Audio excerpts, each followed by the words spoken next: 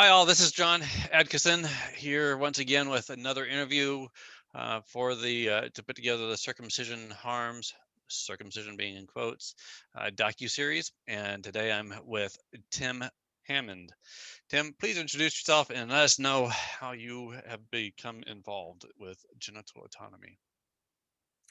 Well, hi, John. It's a pleasure to be with you today. Thanks for inviting me to sort of share my history with this. For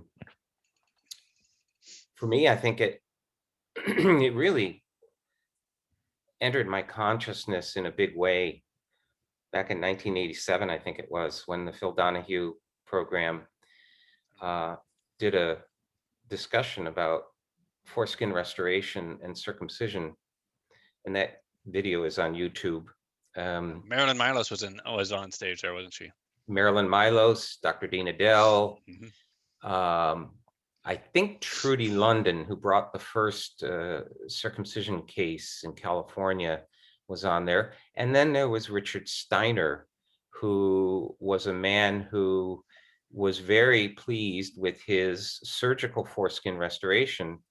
And that kind of captured my imagination because for me, having been circumcised at birth and not really having known anything better, I was thinking, well, if sex is good, maybe it's even better with a foreskin. So let me call up this Marilyn Milos lady, whose number was at the bottom of the screen. Uh, and she was in Marin County. I was in San Francisco. And so I called her and said, tell me more about this restoration stuff. And she put me in touch with Wayne Griffiths, who's no longer with us.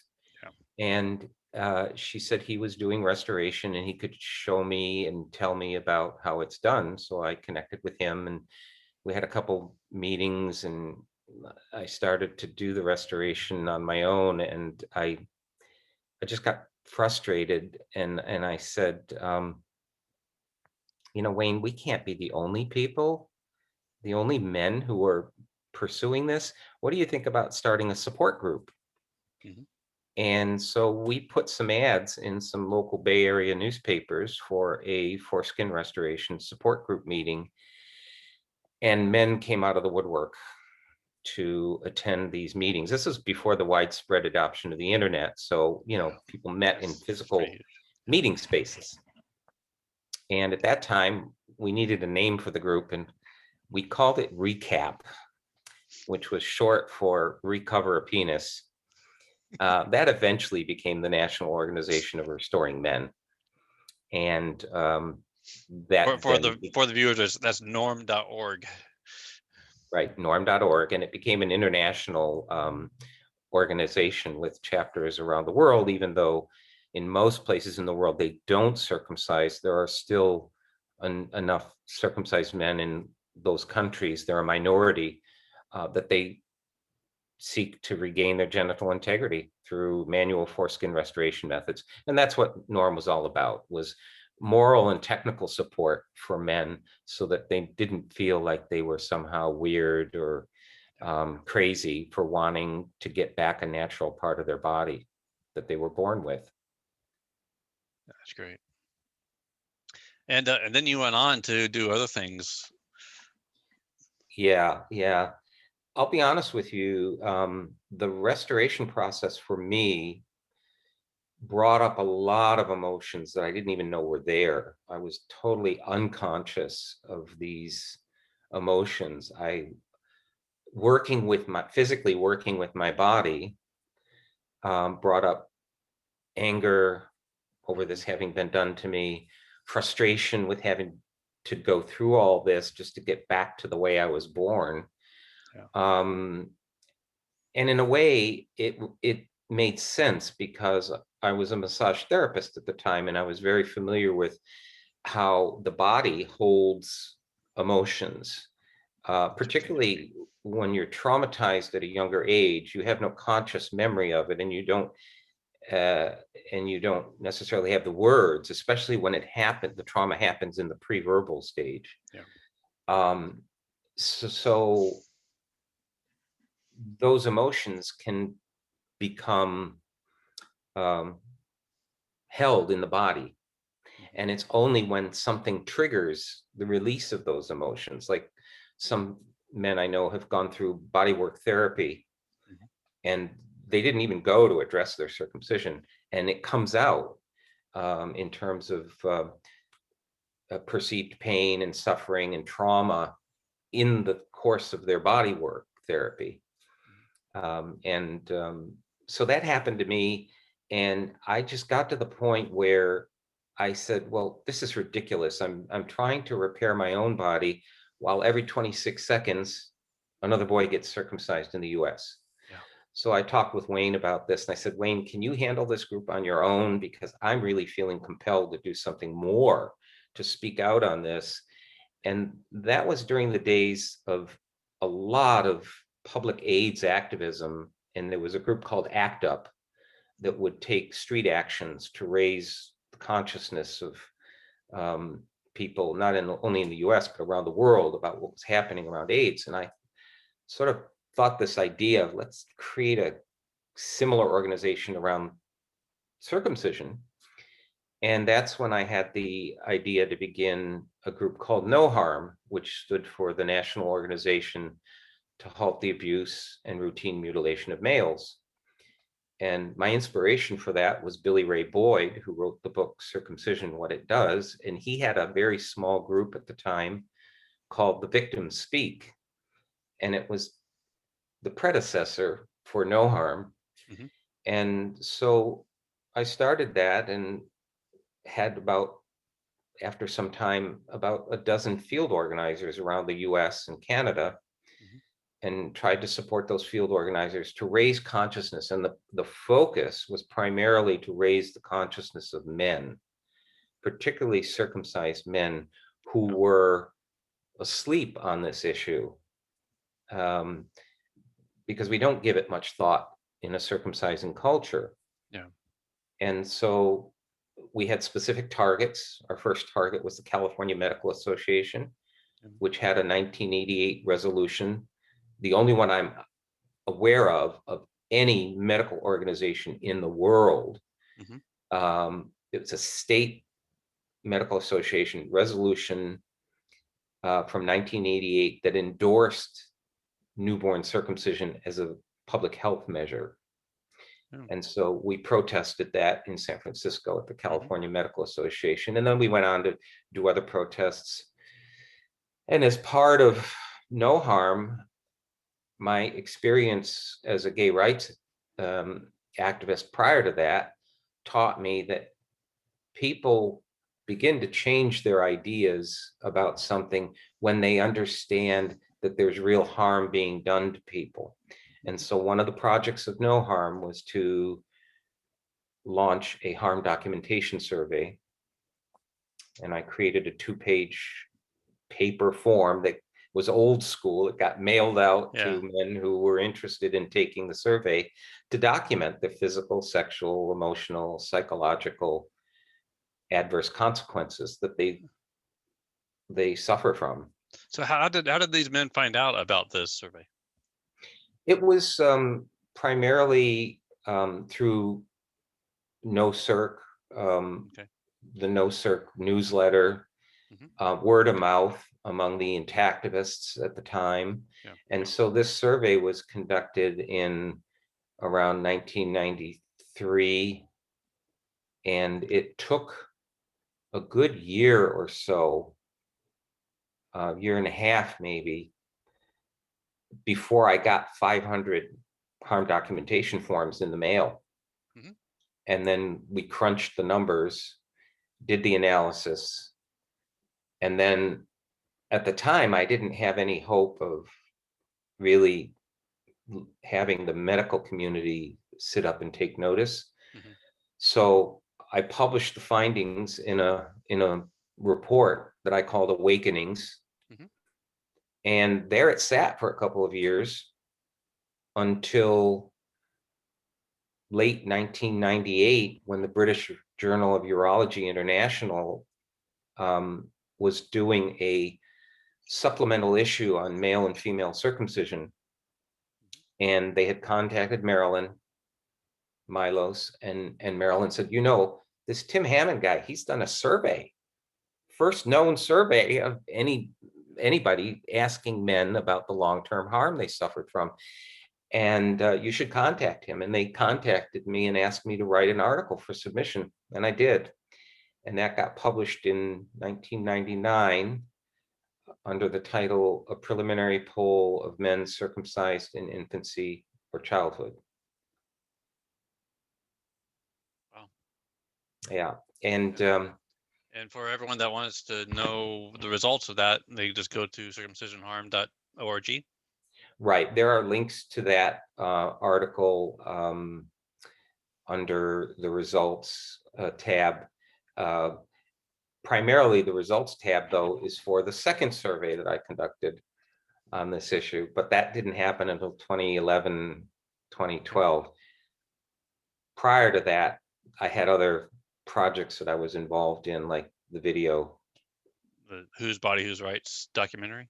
Right, Whose Body, Whose Rights was yet another project that I embarked upon to really take all the information that I had learned over the years about the medical, the anatomical, the historical, the religious, the anthropological findings, the sexual research, all of that information that I had gleaned from my own research. I thought, what's out there for videos about circumcision? And all I was finding were these 10 or 15-minute videos for parents for childbirth education purposes.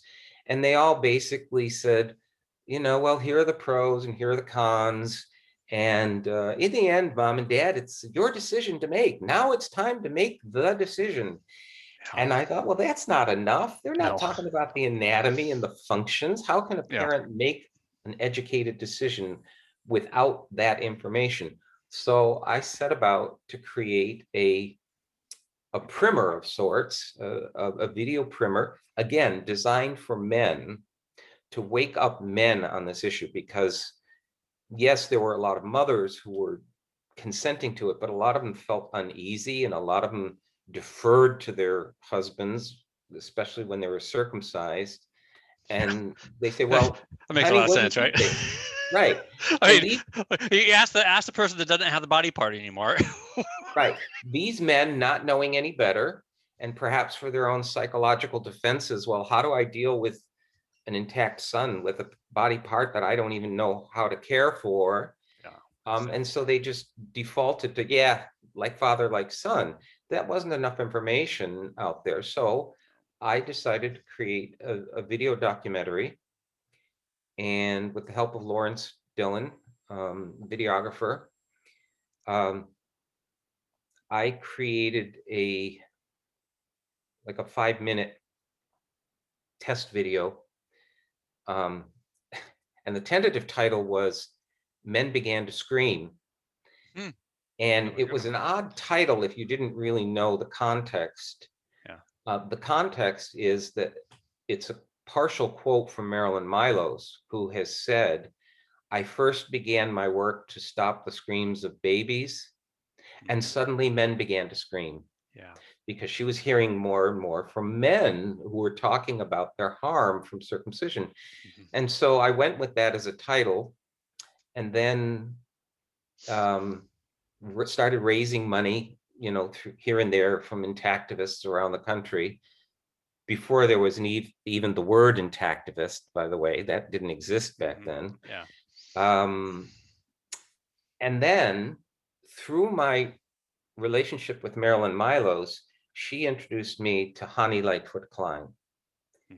And Hani was an independent researcher who, yes, Prisoners of Ritual, that is. And this one too. Yes, that one too. This is my well-worn book of Hani's, and she inscribed it to me, April 1996, to Tim, who has used this book well, with my love and deepest admiration. And she taught me so much reading this book about the similarities between female and male genital cutting, and she does have a chapter about her experiences as a Jewish woman attending bris rituals and so on and so forth. Anyway, Hani had gone to Africa, studied female circumcision, wrote the book, and she was in dialogue with Lawrence Rockefeller in New York City, who was funding some of her efforts.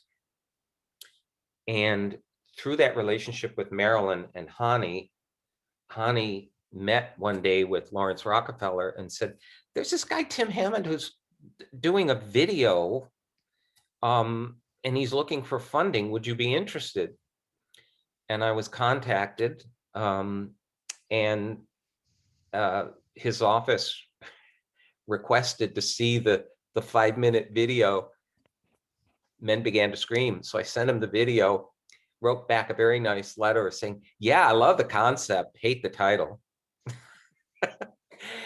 And so it caused me to find literally 100 alternative titles for this video. I still have that sheet to this day.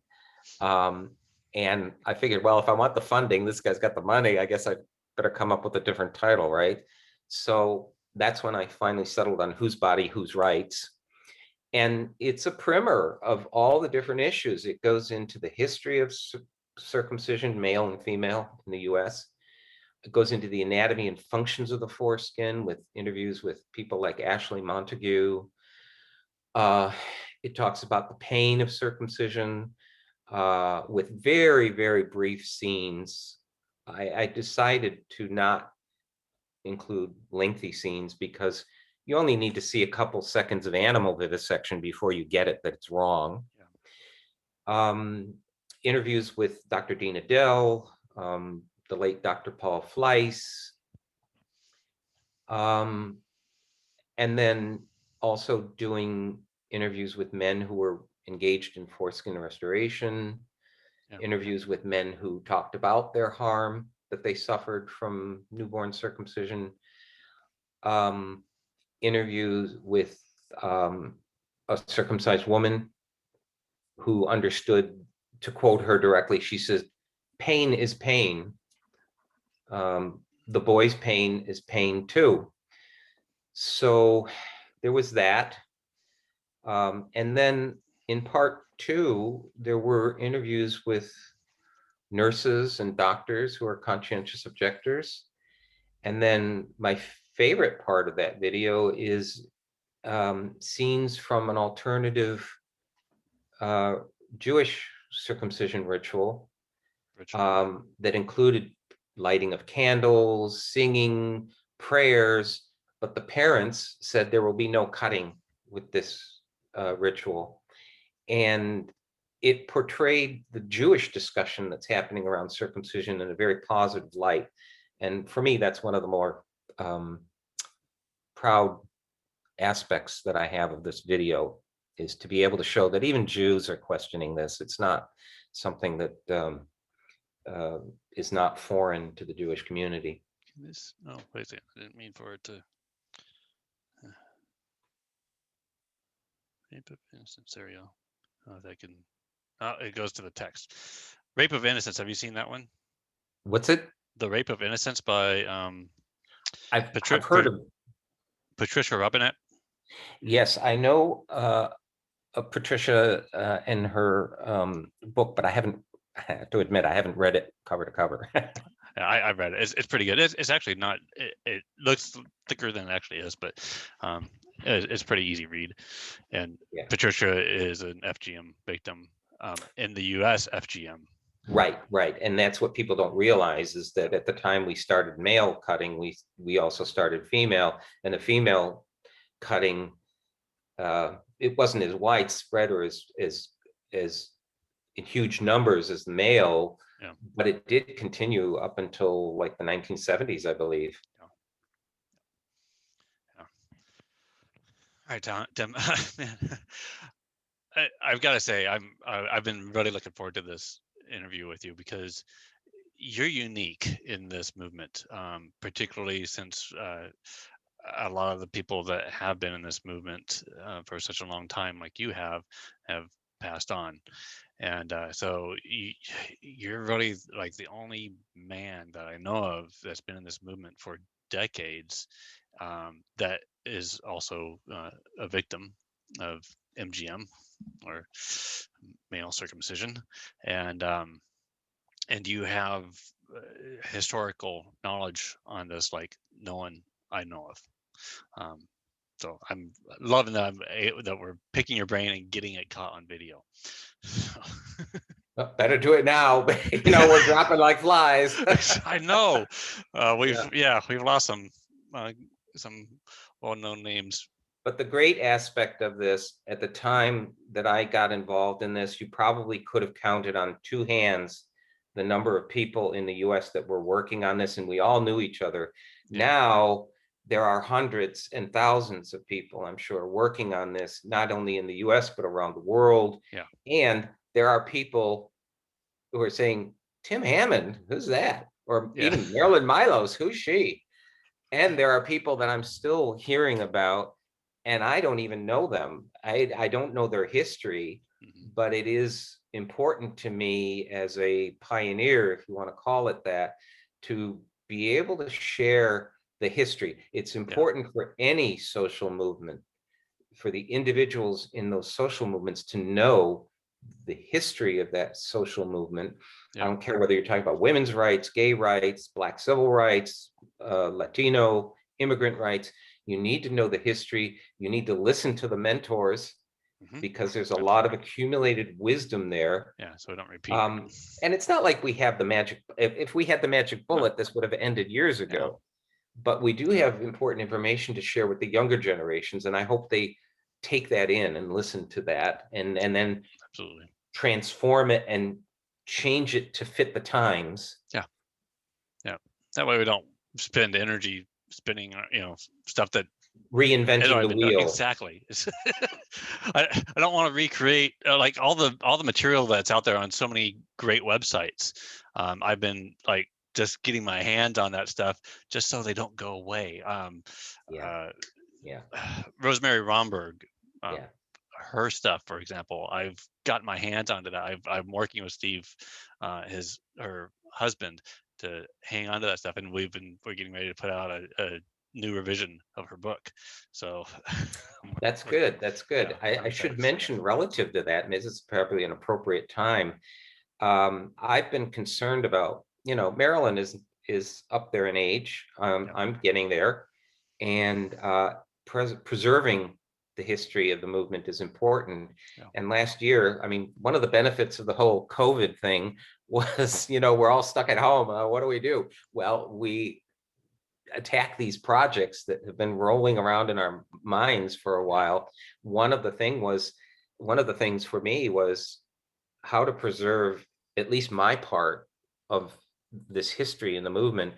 And so I contacted a number of universities around the country, Columbia, Yale, Harvard, especially those universities that had social justice movement archives, because I wanted to take my decades of material, from buttons and bumper stickers and reports and films and T-shirts and my talks that I've given over the years and so on and so forth.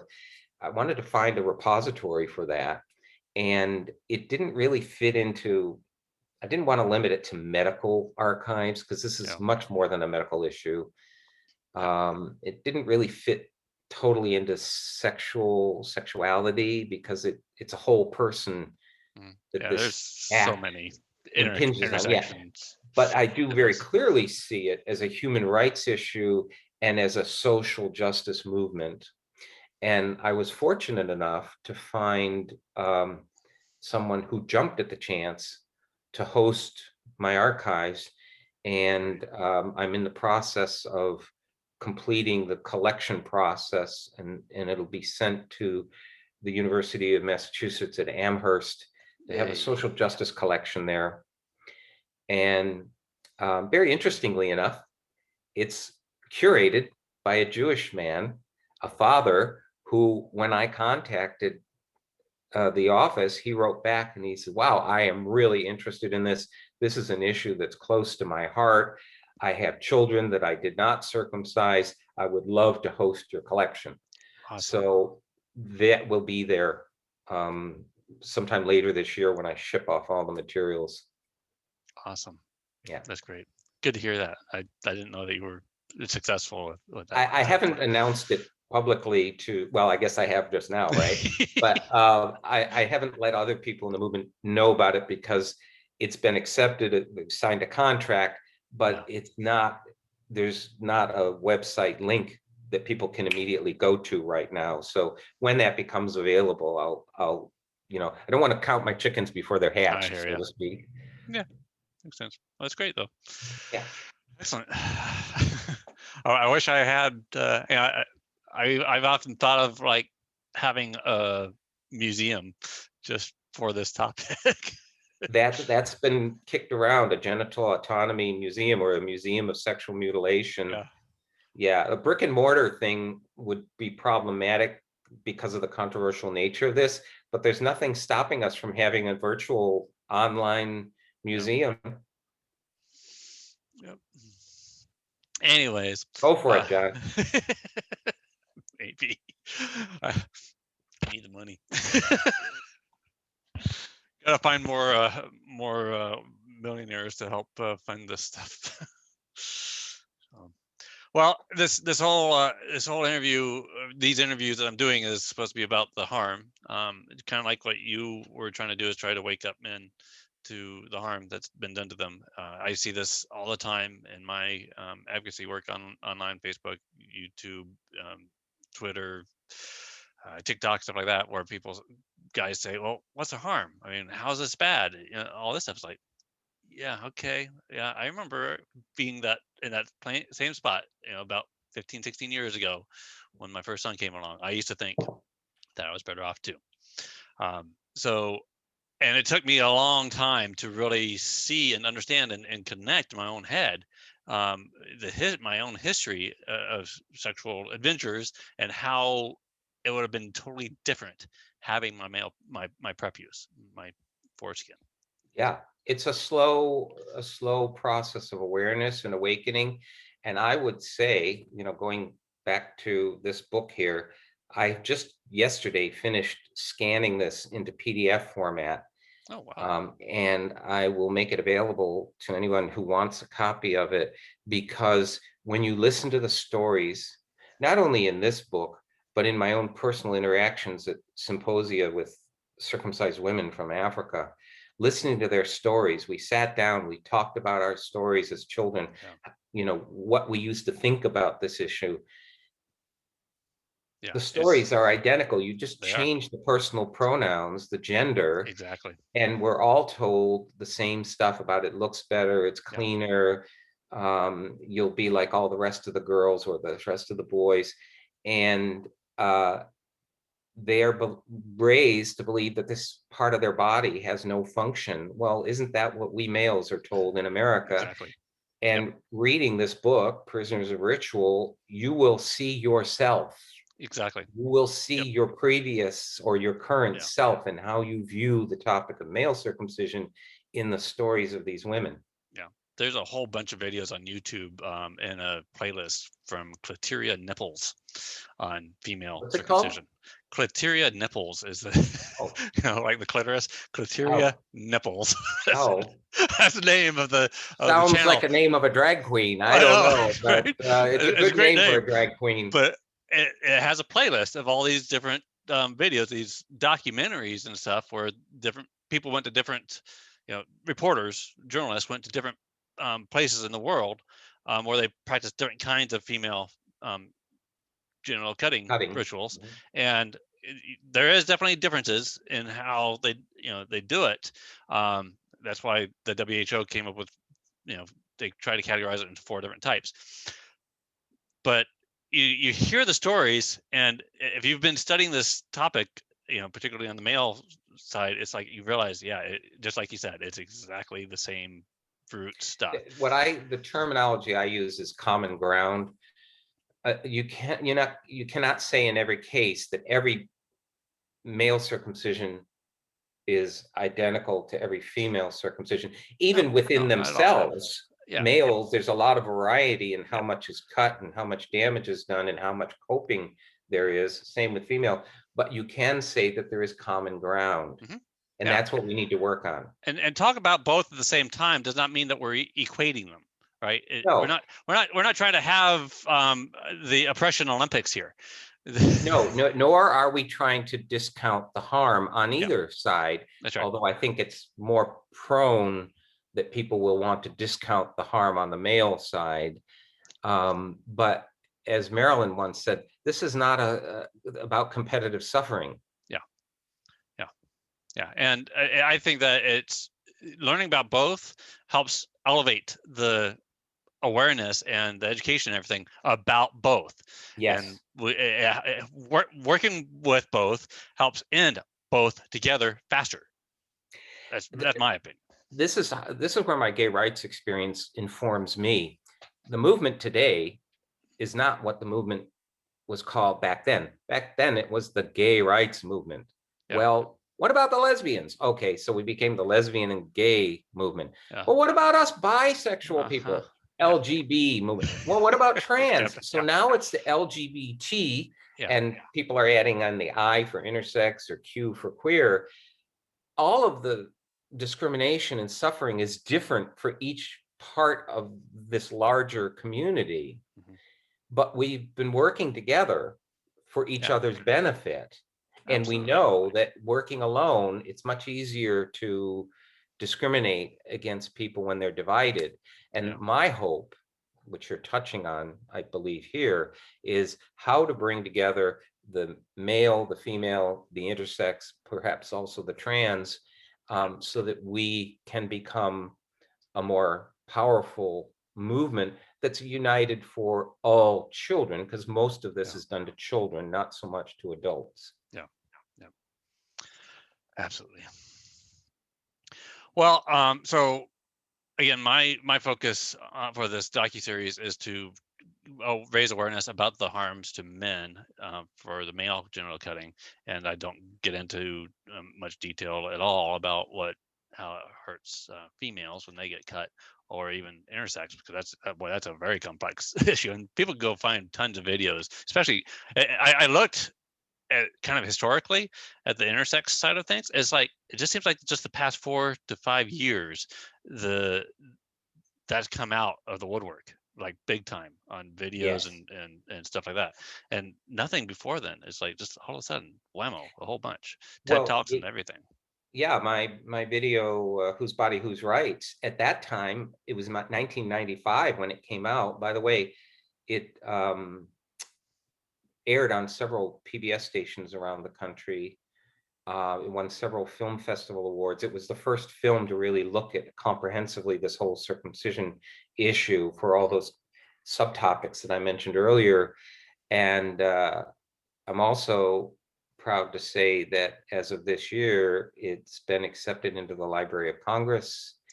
And it is going to be, I'm waiting for final confirmation, but it will be part of the American Archives of Public Broadcasting. And it's the only video I know that ever made it onto public broadcasting that dealt with circumcision. And Wow. as such, it's a historical landmark. And so they agreed to Wow. include it in the American Archives of Public Broadcasting. Yay. So That's my awesome. point was going to be that at that time, my consciousness wasn't raised about intersex. Mhm. So it only dealt with male and female. Yeah. If I were to remake that now, I would still call it Whose Body, Whose Rights, Yeah. maybe Roman numeral 2, Yeah. and include intersex and trans in Yeah. that. Even Brendan's documentary American Circumcision doesn't go into intersex, so Yeah. yeah. I think I don't remember which came first, whether I came across the the website for Genital Time America, or if I met an intersex person. But that got me looking into it. It's like, oh wow, this this is a whole other thing that's kind of involved in all this. So Yeah. Yeah. interesting. And since I've made many friends that have intersex traits, so.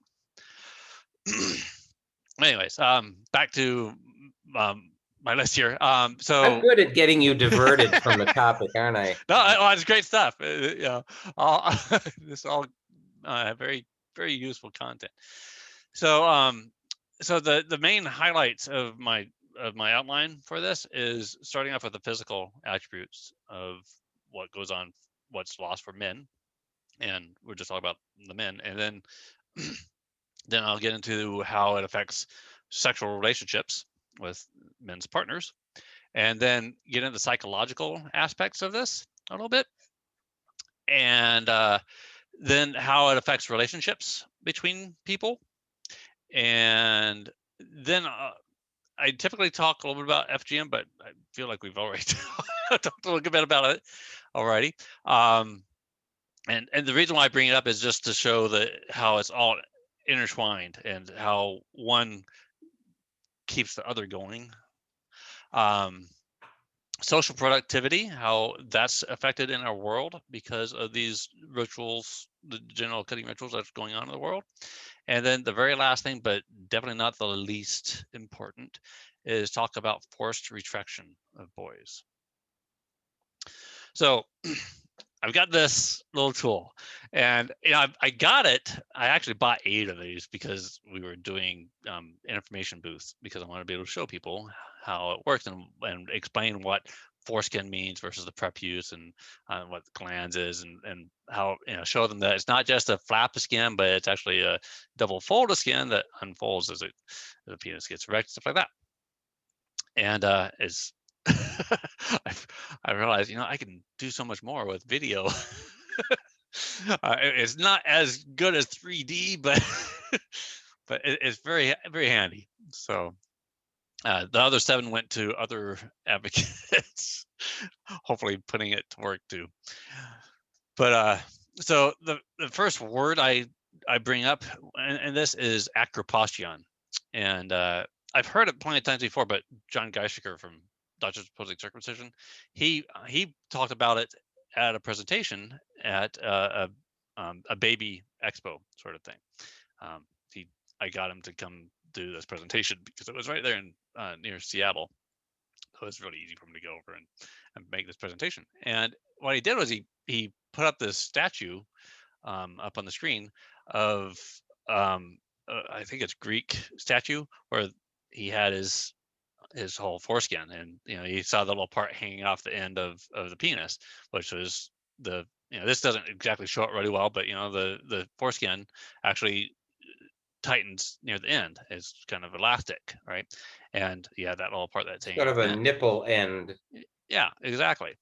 And it used to be, as I understand it, before the rabbis decided to um, lay bare the glans being, you know, the head of the penis. It used to be that they only cut off the part that would hang off the end, right? And it was due to men trying to do restoration to try to cover their glands completely. Jewish men Yes, yes. attempting to hide their circumcision in the cultures where it was considered rude or impolite for the glands to be seen in public, meaning in public where a lot of business was conducted in the bathhouses, the public bathhouses, Mhm. or in sporting events were done in the nude. Yeah, And it was like, oh my God, if your glands peeked out from under the foreskin, that would be like sticking out your tongue or something rude. yeah, And so they attempted to tie with a ribbon or leather thong the foreskin over the glands, and that hid the glands for yeah, social propriety.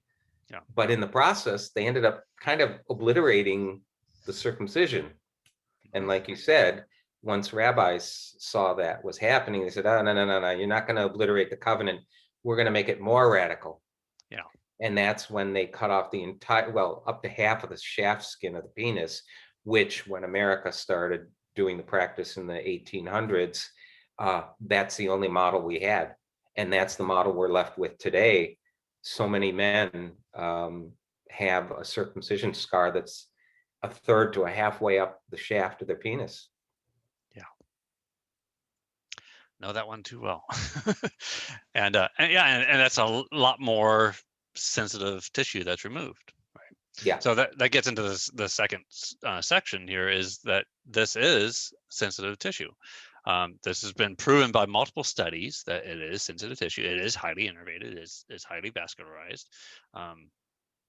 I don't know why we needed a study to prove that. It's like, just ask some intact men. They'll tell you, yeah, that there's feeling there. It feels great. Just lightly touch that or whatever, right? I mean, why did we well, need it's not studies? just in the touch, it's in the movement of the foreskin itself, Absolutely. which excites the nerve endings on the inner foreskin and the ridge band and the frenulum and so Yep. forth. So Yeah, and it's your glands and your frenulum, all this plus all of that, the inner mucosa and the frenular area, isn't supposed to be exposed to air and your clothing and stuff like that being rubbed all the time, which causes it to build up resistance to touch in multiple ways, right? And like you were saying, this also includes the rolling mechanism, right? So that rolling is like a rolling bearing. And I often show this as like an image. I mean, if this depends, of course, on the man, how much he has left over during an erection. But when going into an orifice, there's a whole lot less friction, right. and all of that is mucosal, so it's also lubricated. So the male is also bringing lubrication when he's intact to the act of sex, not leaving it all on the woman to generate all the lubrication. Right, and the foreskin itself preserves the seminal fluid in the lubrication, whereas in a circumcised guy, as he thrusts in and out, it exposes that seminal fluid to air, and it dries out. And the other aspect too is the mucosa is the body's first line of defense against bacteria and viruses, the same way in our mouth or in any other mucosal surface. The mucosa of the vagina and the mucosa of the inner lining of the foreskin, eyes or nose, it all is your first line of defense. And what have we done? We've removed that and replaced it with keratinized skin, which circumcision advocates will say, well, that's a good thing, because it's even more impervious to viruses and all that. But that's like, why should you have to go through all that just to preserve, your immunological functions? It makes no sense. Yeah. It's like Dr. Chris Guest says, this whole argument about HIV and sexually transmitted diseases. Chris Guest is the medical director of the Children's Health and Human Rights Partnership in Canada that I helped to co-found when I was living up there from 2017 to 2015. Chris Guest says, well, you can wear a condom every time, or you can cut off part of your penis and wear a condom every time. It's what it amounts to. Sense. Yeah, does not make any sense. Why would you want to do that? I mean, if you want to choose to do that as an adult, that's one thing, but don't force this on your child. Right. Yeah. Yep. And there's different kinds of cuts, different tools that are used, right? I'd like to find my tools, but there's bell methods like the Gumco clamp and a plastic bell, and there's the older methods like the Barzell, which is typically pretty much a Jewish tool, and the Mogen clamp, right? So those both cut different parts, right? The bells go down and around the glands and end up cutting down here. So when you extend this, what you end up seeing loss is up here. Whereas with the Mogen clamp or Barzell, what ends up being lost is down here, right? Because with those, you're pulling the skin up and then clipping at the end instead of clipping down here by the corona of the glands. So if you look at enough penises, you'll see that some guys have a lot of inner mucosa, because you'll see like there's two colors. two primary colors of the penis that are circumcised, and sometimes that inner mucosa is really small, and sometimes it's larger. Right. That's been my experience as a gay man. And I think that's one of the other perspectives that I think gay men bring to this issue, is because more so than heterosexual men or heterosexual women, we have more experiences with a wide variety of penises. And I know in my own experience, whenever I partnered up with a circumcised guy, once I became aware of the issue, it's like, bam, there's the circumcision scar. You can see it. When your eye is trained, it becomes impossible not to see it. And then you also see that the frenulum is missing on the underside of the glands. Absolutely. And because the genitals are typically, in many people, not everyone, but many people, they're a little bit darker than the surrounding skin of the body. And definitely a different color than the inner mucosa.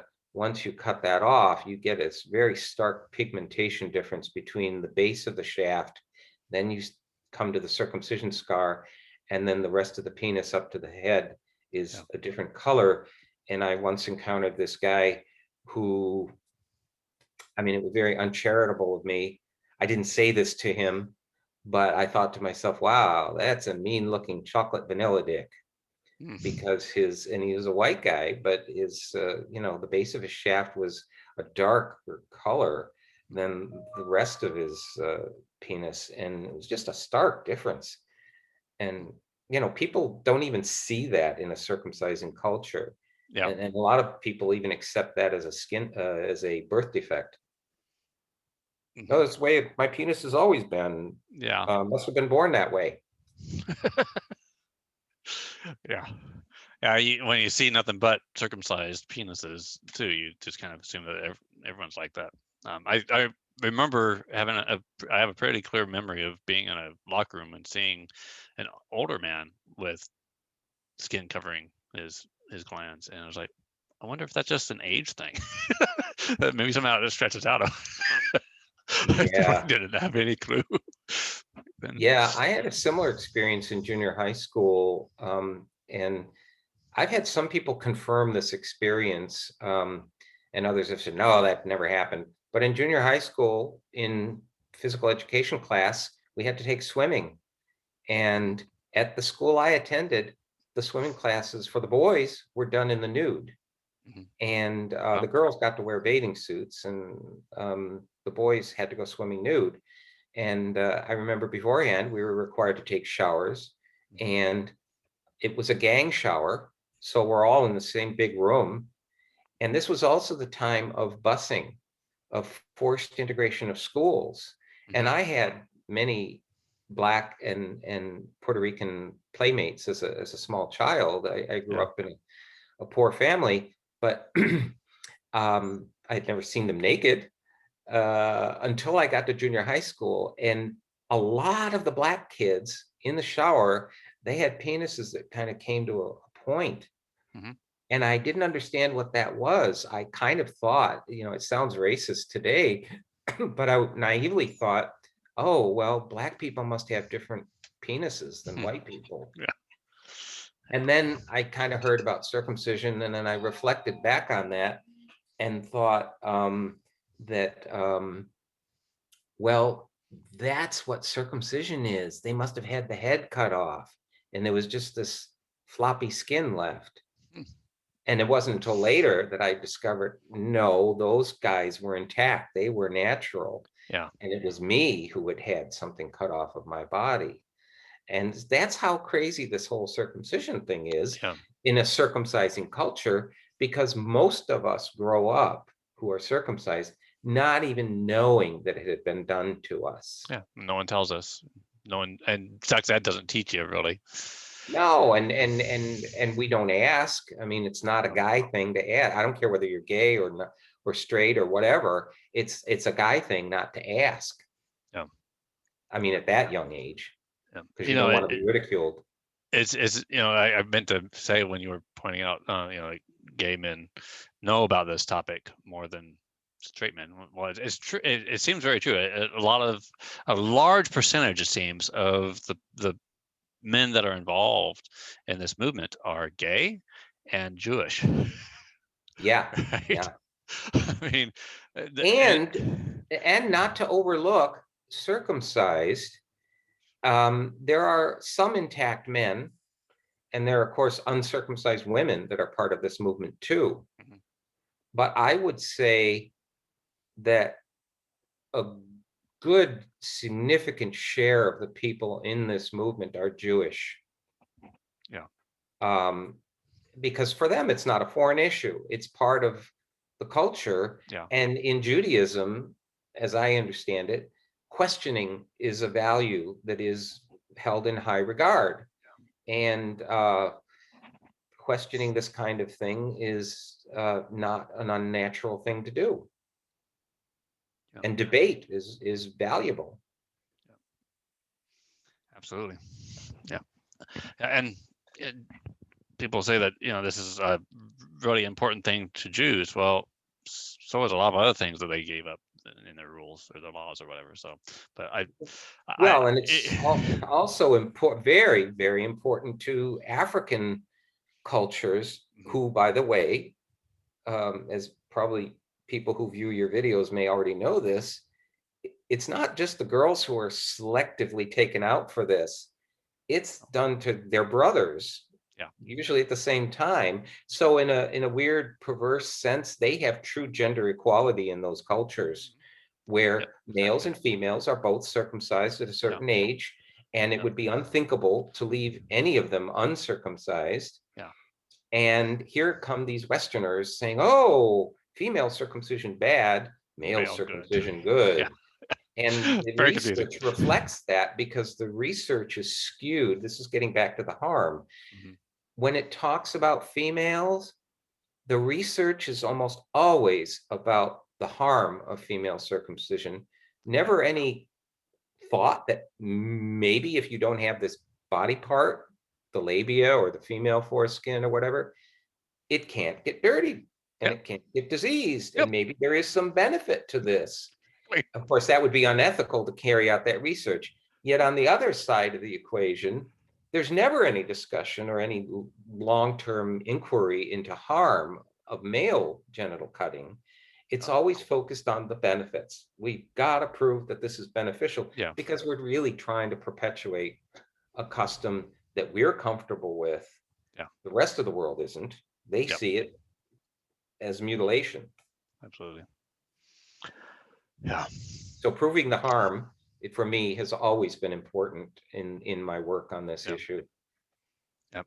I think more and more men, especially with the internet, are becoming more aware of this harm, because no major organization, whether it be mainstream media or educational institutions, seem to be taking this on to try to educate men about what's been In done the to them. US, Yeah. outside of the US and Europe, there's a little more robust inquiry into this, because most Europeans don't circumcise girls or boys, and they intuitively get it. Why would you cut off this part of the body? This would be harmful. It's useful. It's functional. Yeah. And if you want to cut it off, we'll let that person decide when they're old enough. Yeah.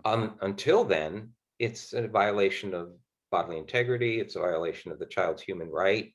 Yeah. It's a violation of genital autonomy.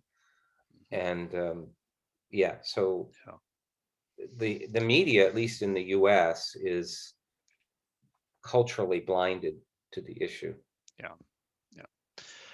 Hopefully they'll change that over time. But anyways, I was talking about how the different methods, like the Bell methods, cut different parts. So I was talking a little bit about the frenulum, right? And the frenulum doesn't exactly have a solid line where it starts and ends. I mean, it kind of starts right underneath the glands, right? But it kind of spreads out and stretches out down onto the inner mucosa, and it's there, kind of like the frenulum underneath our tongue, to anchor, right? That's kind of like the part that helps pull the prepuce back up over the glands, right? So with the Bell methods, a lot more of that is missing. It's gone. So you have a little bit of frenular area instead of a lot of frenular area. And this is an area where I think that I'm probably more lucky than a lot of men, especially the younger generation, where the Bell methods have become more popular than the Mogan clamp. I mean, the Mogan company actually got sued out of existence because it would often destroy the glands in one way or another because the butcher didn't know how to put it on right. Um, and I even heard of cases of men talk about how the whole frenular area was completely cut out. And as we've been able to identify clearly with the sorrel study, that's like the hottest, most sensitive part. It's like a male G-spot. It's Exactly. where the densest concentration of nerves are. And unfortunately, this is the problem with newborn circumcision. You're talking about an organ that is very small, and the method of infant circumcision is such that in almost every case of infant circumcision, maybe you're, part of the minority that isn't part of this, but the frenulum is almost always ablated during newborn circumcision. When you're talking about adult circumcision, the organ is fully developed and matured, the foreskin retracts, you can decide where you're going to cut, and you can preserve the frenulum. Yeah.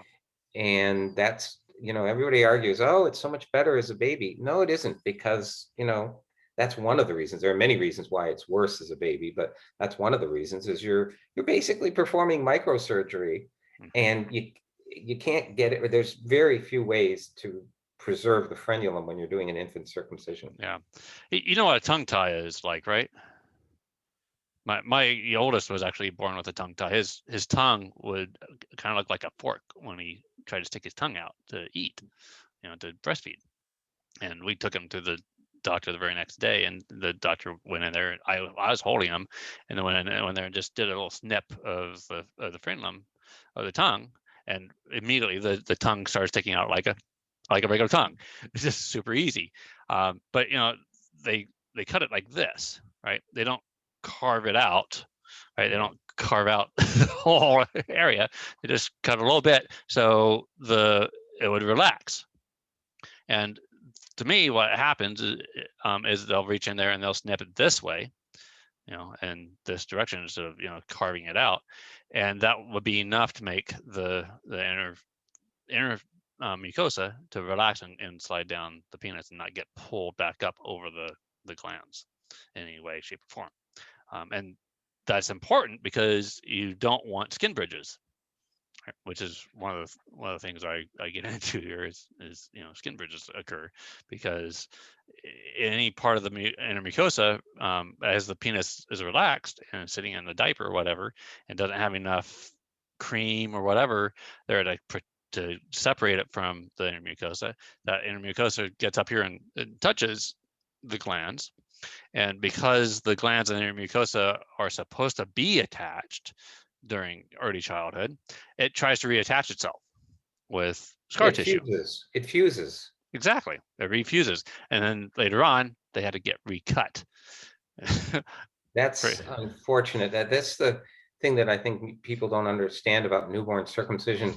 If you've seen a photo of a newly circumcised infant penis, the head of the penis is not dry. It's bloody and red, raw mucosal tissue, because the foreskin was forced off of the head of the penis where it's normally fused. And then you've got the cut where the circumcision happened, and the foreskin trying to creep forward again to recover the glands, and that's when it fuses. And I had a personal experience. One of the first guys I dated when I moved to San Francisco, after we were finished being intimate, he says, "Hey, you want to see something funny?" Well, I don't know. And he reaches over on the nightstand and takes a pencil and sticks a pencil through this bridge of skin that connected the shaft of his penis to the head. And he said, "Ain't that cool? It's a birth defect." Oh, and God. I said, that's what at that time I had learned enough about circumcision and what skin bridges are and what causes them. And I said, no, that's called a skin bridge. And it's one of the adverse effects of your newborn circumcision. It's not a birth defect. And he didn't even know. at that Yeah. time. And he had considered, cutting it himself with scissors or, Mm. getting it surgically repaired in a doctor's office or anything. But he was like so totally clueless. This was an Yeah. effect of his circumcision as a child. Sad. Okay. So we kind of already jumped ahead with skin bridges, but so here, and then there was one last thing that gets cut off in all this, right? And you mentioned it earlier. It's the part that stretches out as the penis gets an erection, right? The ridged band, right? Because that's at the very end of the skin, the prepuce, it squeezes closed, and then when the penis gets erect, that has to open up, spread out. Often compare it to a flower, and both genitals are like flowers in this way, right? They blossom. So this is another, the penis is like another blossoming flower. When it becomes erect, it stretches out. And I've often heard that action on itself, that stretching out, is an erotic sensation in itself. And for those of us that are cut, we don't get to experience that. So that's the ridge band. So I think I've covered all the parts that get removed, right? Your inner mucosa, your frenulum, the ridge band. Did I miss anything? Those are all the Well, parts of the prepuce. those are in a standard of care circumcision that meets the standard of care. Yeah. You can also start talking about circumcisions that depart from the standard of care, like some men in the harm survey are missing parts of their glands because that got cut off, or they develop meatal stenosis, a narrowing of the urinary opening, all kinds of things that are byproducts of both the standard of care and one that might be called botched. Yeah. Yep. And so that's my next area here, is that after I covered all the parts that are normally removed, you get into how that affects the man. So I usually start off with the hairy shaft, right? Because I dated him once. Hairy shaft. Yeah. So you got your scrotum down here, right, at the base of your penis, on the underside, and when there's no prepuce there to unfold and go down onto the shaft, something else has to go under the shaft instead. So you got your scrotum down here, and it's being drawn up onto the shaft as it gets erect. Well, for guys like me, that's really hairy. um, that means that half my shaft is hairy because my scrotum is drawn up onto it. This is often referred to as scrotal webbing by medical professionals. And I've seen pictures where there's like no shaft skin at all, and that scrotum is all the way up right underneath behind the glands. I think there's some pictures like that on your website, right? Yeah, that's one of the harms that men reported was hair that is not constrained to the pubic area, but is actually up along the shaft because the skin was pulled forward, and it pulled some of that hair-bearing pubic skin onto the shaft and from the scrotum as well. And why that's a problem, some people might say, oh, big deal. Well, why that's a problem is because, especially if you're having vaginal sex, that can cause irritation and abrasion to the delicate vaginal surfaces. And I think, based on what I know of what I've heard stories, there's a really good book by Kristen O'Hara called Sex as Nature Intended It. And you probably have that. Yep. And she did a survey basically asking about women's experiences about having sex with intact men versus circumcised men. And that's one of the problems is, in addition to the loss of natural male lubrication after circumcision, you compound that with abrasiveness from pubic hair on the shaft as the man is thrusting And what she's shown in her book is the thrusting is different between intact and circumcised men. In intact men, once they are in, they just need to make very slight movements, because the body of the shaft of their penis glides in and out of the foreskin itself and gives them stimulation. But with circumcised guys, they do these long thrusting strokes. And imagine this being the base of the penis where there's hair growing along. That's going to rub on the outer surfaces of the vulva, Yeah. and cause irritation and bleeding, maybe. Possibly. Not a pleasant experience for the woman, I can imagine. Yeah. So yeah, that's why this seemingly innocuous idea of pubic hair on the shaft is really an issue worth considering in terms of harm, maybe not so much for the man himself, but for his partner. Yeah. There are other issues with circumcision that directly impact the male. Yep. But this is one where it impacts the female if it's involved in heterosexual penis vagina sex. Yeah. Thanks for bringing that one up. We haven't really discussed that in previous interviews, so that'll definitely be an add to the to the docuseries. And then there's the testes, because you're drying up the scrotum, right? So thus the skin on the scrotum is becoming tighter as it's being stretched up onto the shaft, and as your testes are in there, right? So for me, sometimes when I get a really strong erection, the testes would get gripped a little bit, and that, it's not quite as bad as getting kicked in the nuts, but you're squeezing the testes a little bit. It doesn't feel very comfortable in the first place. But in my case, sometimes when I was in my younger years, I'm older now, so things have stretched out down there. Just like women. It's an ongoing process, I promise you. Thanks, man.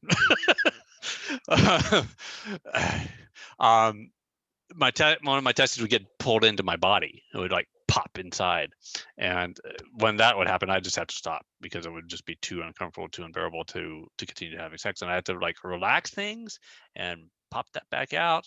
And then I had to do mind over matter type of thinking, where I kept myself from being too aroused, so I didn't get too strong of an erection, but enough that I could finish. So very uncomfortable. So I did. Yeah, and very sad that you have to limit yourself. This is the first time I'm hearing this, and my initial emotional reaction, John, is sadness, because it's you have to control yourself, limit your pleasure. I mean, these are very nuanced. And not just your pleasure, but the pleasure of the partner too, because they exactly, because you're holding back, and your partner then is being deprived of you holding yourself back. I mean, to me, sex should be passionate, and it should be, all encompassing and engaging on so many, not just the sexual, but the spiritual level and everything else. And if one partner is holding back, it's a loss. Absolutely. And it's a harm. And unfortunately, we as a species or as a culture are not developed enough to begin looking at that dimension of harm. The surveys I've done is kind of looking at top level harm and digging a little bit below that. But what you and I are just talking about now is like way down, not in terms of priority order. I actually think it's probably more important at that level. Consciousness. But we're not looking at it. Depth of consciousness. Yeah, right? We're not looking at this. And that's what I've tried to do with my harm surveys, is to at least get people to look at the more obvious forms of harm that men are consciously aware of and able to report, and more so if they're able to submit photos, which they did on my second harm survey. There was harm documentation photos on the website. Yeah, and people can see those images if they want to. I don't remember. I think you were there. The bodyguards meeting, the international coalition on this topic. Um, Dr. Fahmy, Oh, yes. Fahmy. He was making a presentation and he was showing images of botches, and man, I was really having a hard time watching that. I had to kind of like look away.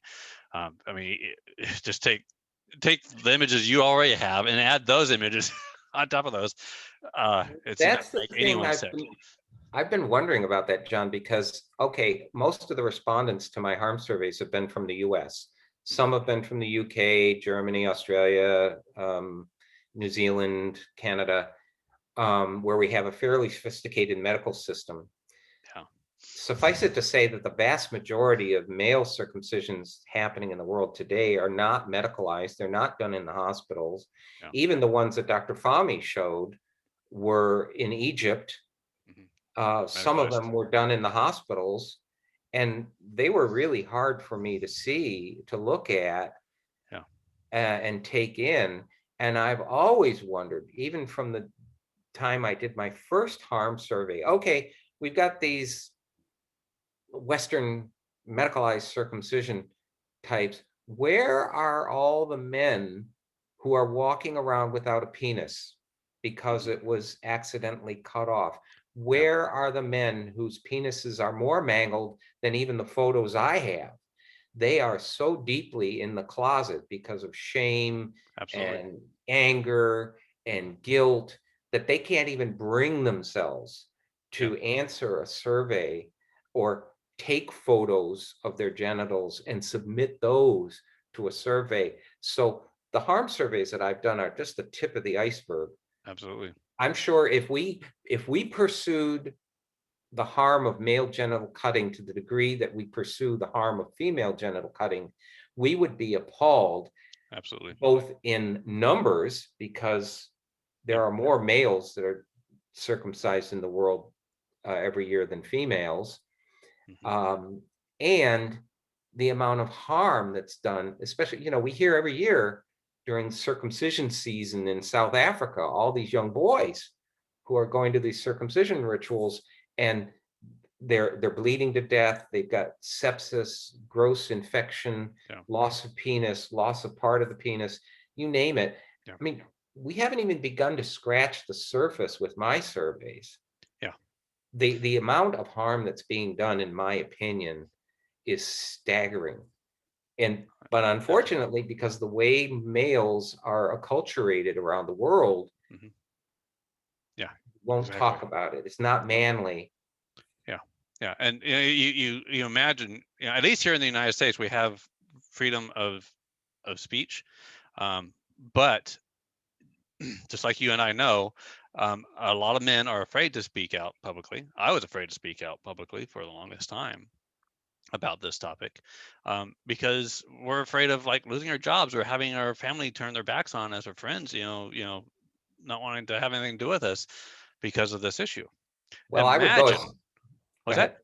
Imagine being in the Middle East, in places like Iran and parts of Africa and stuff like that, where, or even the Philippines, from what I've seen, speaking out about this, you're risking getting your head cut off, much less just losing your job or friends. Well, I'm glad you brought that up. You don't, it doesn't even have to be to the level of losing your job or your friends. It, and this is the intersectionality with homophobia. Hmm. In the Philippines, if you did not get subjected to what they call tuli, Yep. the circumcision as a young boy, 6, 7, 8 years old, the term they use to refer to you is supat, Yep. which is the equivalent of fag, Exactly. queer, homosexual. Yeah. And so we don't call intact men that in our culture in North America. However, if you dare speak out, you get your masculinity and your sexual orientation questioned. Yeah. Stop being a pussy, stop being a fag, Hmm. it's no big Exactly. deal. And so that, I think, is an even bigger issue for a lot of uh, heterosexual men, I would presume, that you have to be pretty secure in your masculinity Hmm. as a heterosexual man to Yeah. speak out against circumcision and to even say, I was harmed, and here's how I've been harmed. Because the way people try to shut you up, in addition to calling you an anti-Semite, is to call you a queer or a fag. So yeah, this is the cultural coercion and suppression of men that happens when you try to talk about something very deeply personal and injurious to you. Yeah, and we just like when you look at the international coalition called the Bodyguards, the people that have joined it, the organizations that have joined it, are from areas of the world where it is safe to speak out about this. You don't see organizations in the Philippines or much of the Middle East. I mean, Israel and Egypt are only two places in the Middle East that I know of where there's organizations or people speaking out on this topic. Well, there's other factors too. I mean, the amount of problems they have facing themselves there in a hierarchy of problems. That's another thing that comes out in Lightfoot Klein's book, Prisoners of Ritual. These circumcised women are responding to white Western uncircumcised women coming in and saying, oh, this mutilation is so bad. And they said, look, we have so many problems here. We have civil war and famine and AIDS to deal with and poverty. This circumcision thing is not a big issue. Even if they had the most severe form, the infibulation or clitoridectomy, the stories of the actual real stories of these women are that, yeah, okay, but we've got bigger fish to fry here. That's true too. And in a sense, this is part of the reason why I also believe that the movement is primarily a movement of white people at the moment. There are here and there Black people, Latino people engaged in the movement. But as far as I've been able to ascertain, one of the things I think that keeps African American people, Latino people from engaging more fully with this issue is the culture of macho and the underlying homophobia in some of those cultures, which I think a lot of African American and Latino people would admit to. Yes, this whole idea of manhood is very strong undercurrent in these communities. And so for them, they have to face the additional burden of homophobia in order to come out and say, yes, I as a Black man or I as a Latino man was harmed by circumcision. So it's kind of a weird sense of white privilege that we get to speak out on this. I haven't really thought about it that way, yes. Yeah, I mean, and that's one of the criticisms I've read about the movement, is that, well, it's all these white men, and they wrongly are trying to paint this as a racism thing, white grievance and white supremacy and all this kind of stuff, anti-Semitism and all this. There are underlying reasons why it's a majority white involvement, is because in the beginning, in our generation, it was mostly a white middle-class thing to do. Black people and Latino people were poor. They didn't have access to this when it was considered a benefit. Now the tables are turning. More educated white parents are saying no to this surgery. And what we see from Intact America's survey is the medical community is really pushing this onto Black parents and Latino parents. And they are the growing victim class, I think, if you want to call it that. Anyway, didn't mean to digress, but no. I needed to draw that connection. Yeah, I didn't quite see it like that myself. I often see Black people say stuff like that. These white people, like, what does this have to do with skin color? I don't get it. I mean, do Black people have different penises than white people? Why bring up skin color? Anyways, okay, so I covered the hairy shaft and the testes. Oh, pelvic floor.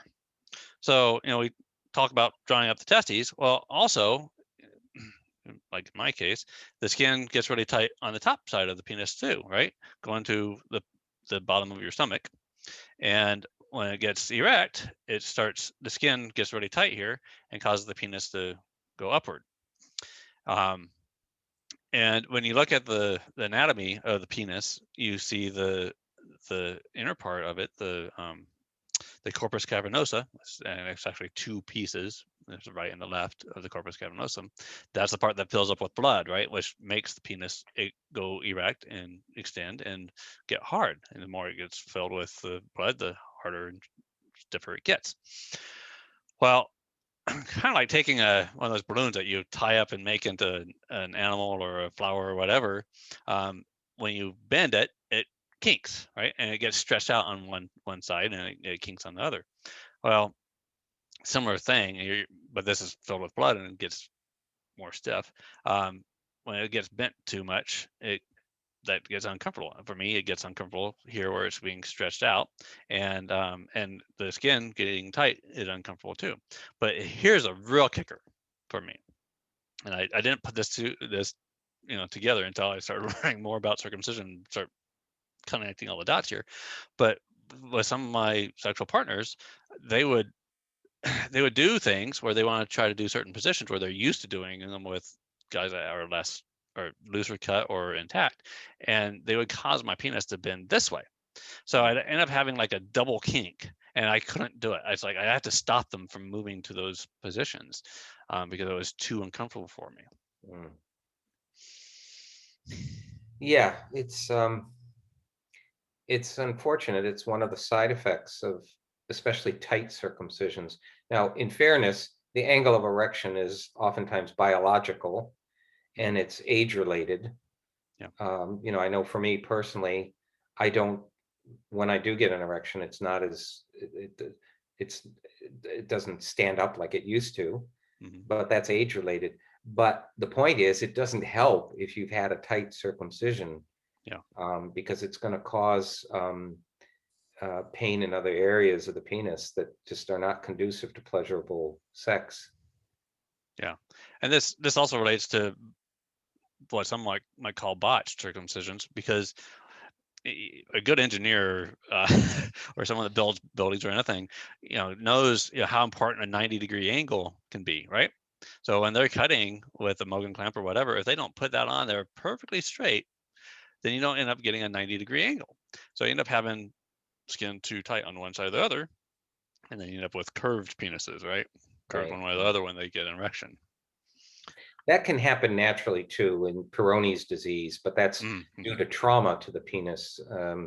But again, it doesn't help if from newborn stage you have too much shaft skin taken off on one side than the other, so that when the penis begins to grow and develop, it grows unevenly on one side as opposed to another.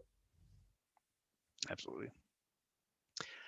Okay, and then there's meatal stenosis. You brought that up too, and I've seen this image go around where two penises, one being intact and one not being, and they'd be like squeezed so they could see where the urine comes out, the meatus, the end of the urinary tract, and the intact meatus is wider than the one that was circumcised or previously amputated at birth. And stenosis being that it makes it gets smaller, right? And for me, I actually have a vivid memory of this when I'm thinking I was like 8 years old. I don't exactly know how old I was, but I would often go spend the summers with my grandmother, and when I urinate, I'd kind of make a mess because things would spray multiple ways. And she took me to the doctor. She wasn't having any of this. I don't know why my own parents didn't do something about this, but she took me to the doctor, and the doctor recognized that I actually had a little bridge across my meatus. And he's like, okay, well, let's just take a scalpel to that and cut that, and that'll fix it. And I vividly remember it because, well, I'm dropping trowel in front of a doctor and stuff like that, so I'm mildly embarrassing. I don't remember any kind of pain when he cut it, because it's scar tissue, right? It's not innervated. But that was that. I went back and never had that problem before. But I think I still have a level of meatal stenosis because when I urinate, I feel a little bit of sharp pain right there at the end. Yeah, I from my own personal experiences with intact men, I can say that almost to a one, the meatus, the urinary opening in an intact man, was always a wide slit. And then comparing it to myself, which is just a small hole, Yeah. and my experiences with other circumcised men, it was basically a small hole. And that is the most common, it's recognized in the medical literature as one of the most common complications of newborn circumcision. It never happens in an adult circumcision. Well, why is that? Because in an infant circumcision, the glands, the head of the penis is protected by the foreskin, which is fused to the head. Yep. And then, of course, when you do a newborn circumcision, they have to go in with a blunt probe and tear the foreskin off the head before they can do any cutting. And then once the glands is exposed, it's raw bloody tissue that goes into a diaper. Yeah. There's urine, there's feces, there's abrasiveness of the diaper rubbing on this very sensitive part of the penis. Imagine doing that to the clitoris, cutting away the labia and the female foreskin and exposing the clitoris of a baby girl to diapers and feces and urine. Her clitoris would keratinize. It would get rough and irritated. But in the case of the male, the glands, there is the urinary opening that goes through the shaft and throughout the head of the penis. And when that opening is irritated, it narrows, it stenoses. Yeah. And you don't get that problem in an adult circumcision because his penis is fully developed. It's only in newborn circumcision that you'll get meatal stenosis. And sometimes even to the point of the meatus closing up. But whether it closes up entirely or just partially, there's a procedure called a meatotomy, which is a reopening of the urinary meatus in the penis. And I don't think there's any accurate statistics on how often that happens. Yeah. Because how often does it even go? The American Academy of Pediatrics said in their 2012 policy, the exact incidence of complications from newborn circumcision is unknown. Why do they not know this? If they're saying, well, you should consider doing this if it's your cultural practice and if you get insurance to pay for it. How can you say that about something where you don't even know what the incidence of complications is? Yeah. And just because there's no follow-up. Yeah, there's no follow-up. It's usually done by an obstetrician gynecologist or some type of pediatric, not even pediatricians so much. It's the obstetrician gynecologist because they're there with the mother. They're providing this as a service to the mother. You will never, as a man, ever see that OBGYN again in your life. Yeah. And they will never hear from you unless you track down that OBGYN and say, hey, look, this is what you created. Yeah. And so, of course, there's no research on it. Yeah. And that's why it's going to take more and more men to become aware, educated, learn what was done to them, and to speak out against it in order for the medical community, especially, to listen up and understand that there are varying degrees of severity of complications. And even if they're not complications, they're disadvantages of the circumcision. Absolutely. The fact that you're missing half the skin of your penis, I would say that's a disadvantage. Yep.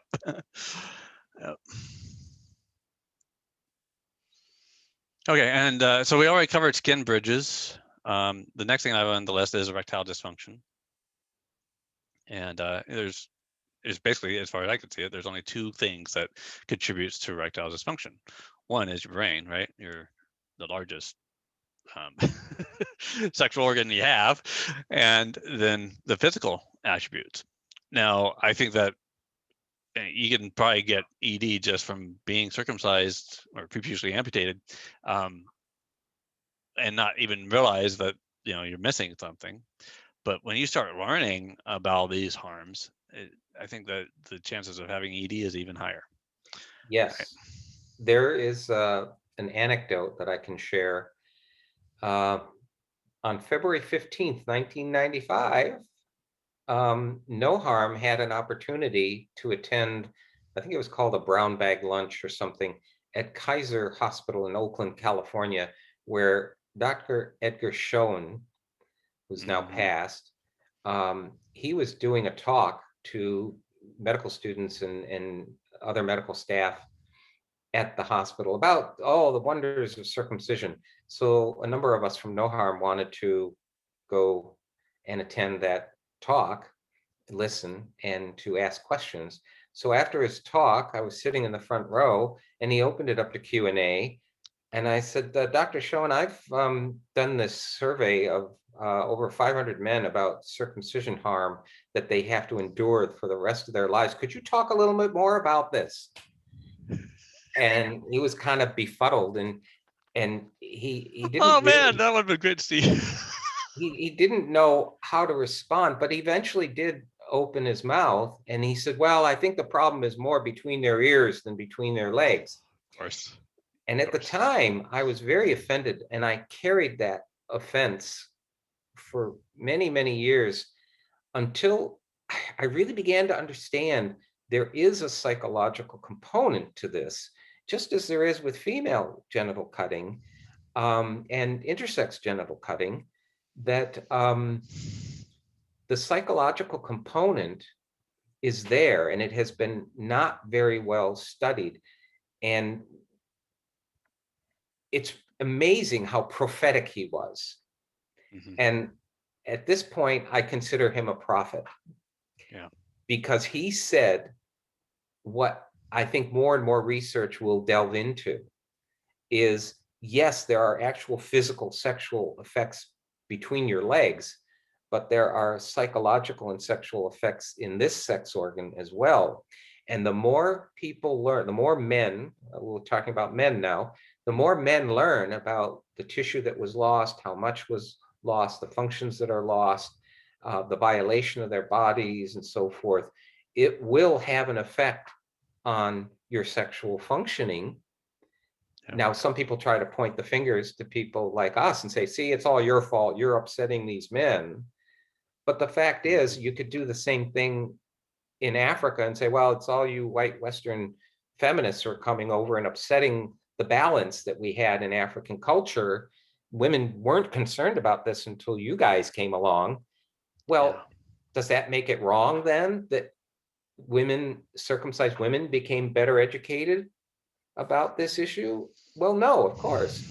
So why would it be wrong for us in this culture to educate ourselves as men about this issue and really start to deal with this? And of course, the solution to the problem is helping these men who have been cut and making sure we don't do it anymore to kids unless there's a really strong medical reason to do it, or later in life, if you want to consent to it, do it yourself.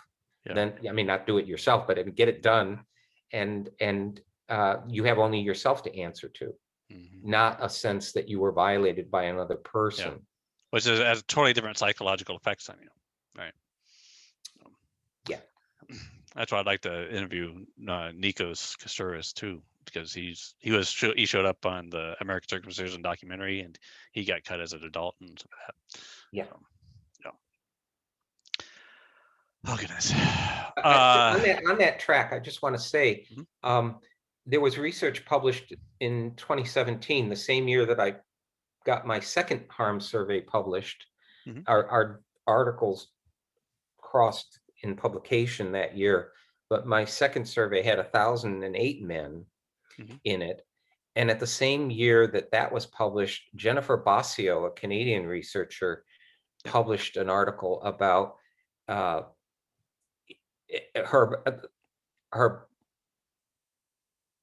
her basis was, it's not circumcision itself that matters, It's your perception of your circumcision that matters. And there's certain validity to that argument. I would kind of argue, really, it's about the circumcision itself, but no one can argue now, since she published her article, that it is your attitude about your circumcision that can be harmful to you and can lead to poor body image, erectile dysfunction, and other problems. And with that, she was the first researcher to publicly acknowledge that there is a subset of circumcised men who are extremely distressed by their circumcision. And that's an important acknowledgement to make, because up until then, nobody was acknowledging that, or the men that were complaining were just unbalanced or crazy or gay or some other reason to dismiss their concerns. And now she's saying, no, there are men who are validly concerned about their circumcision. And a lot of them are concerned about it because of the lack of consent that was involved in their neonatal circumcision. And she even went as far as to say some of these men are even doing manual foreskin restoration techniques, which, while they offer some comfort to men and some increased pleasure for themselves and for their partners, you can never replace that very unique tissue because of its structure and function, its mobility, its nerve-laden tissue. And she says it's a poor substitute. I'm paraphrasing. She was saying foreskin restoration is a poor substitute for the real thing. But she acknowledged that there's a psychological component to this. And I know for a fact that there are people now who are following up on that, and they're doing research. That's good to hear. Yeah, and a lot of people think that the Basio study counters the Sorrell study, but she did another study about penile sensitivity, which people have taken, and while that just sort of either balances or negates the Sorrell study, but she's received a lot of criticism for that sensitivity study. This other study I'm talking about was your circumcision status and your attitude about it. I think that the bigger anger about that study was what she said at the beginning of it, not the data that she actually found, but the way she was interpreting the data. It came across as seeming that she was biased towards the circumcised penis herself. So, well, and researchers bring in their own biases. And then when it gets reported to the media has its own biases, and this culture is primarily populated by, I would dare say, circumcised men or women who've had their sons circumcised. They probably still represent the majority in media who cover this issue. The number of intact men or men and women who chose to keep their sons intact is probably still a minority working in the media in the US. So of course they're going to reflect the cultural biases favoring circumcision.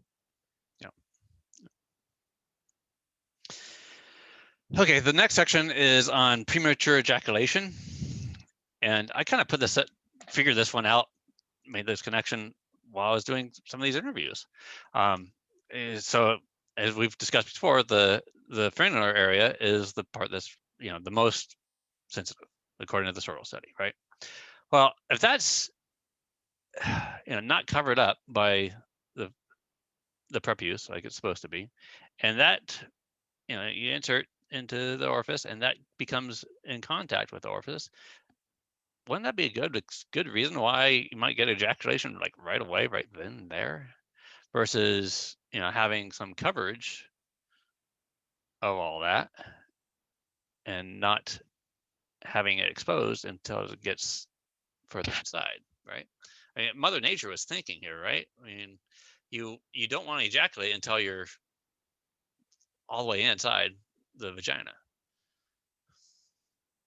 Does that make sense?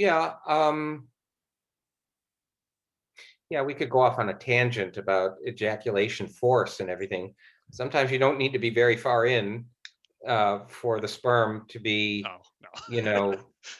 ejected far enough to have it do what you're intending to do if you're looking to have a child. But also, once it's in I mean, my direct knowledge of heterosexual sex is very limited, but I would imagine, based on what I hear, that once the penis is inserted into the vagina, that the vagina has its own mechanisms for drawing the sperm in, or that the sperm, they also swim. So, Yeah.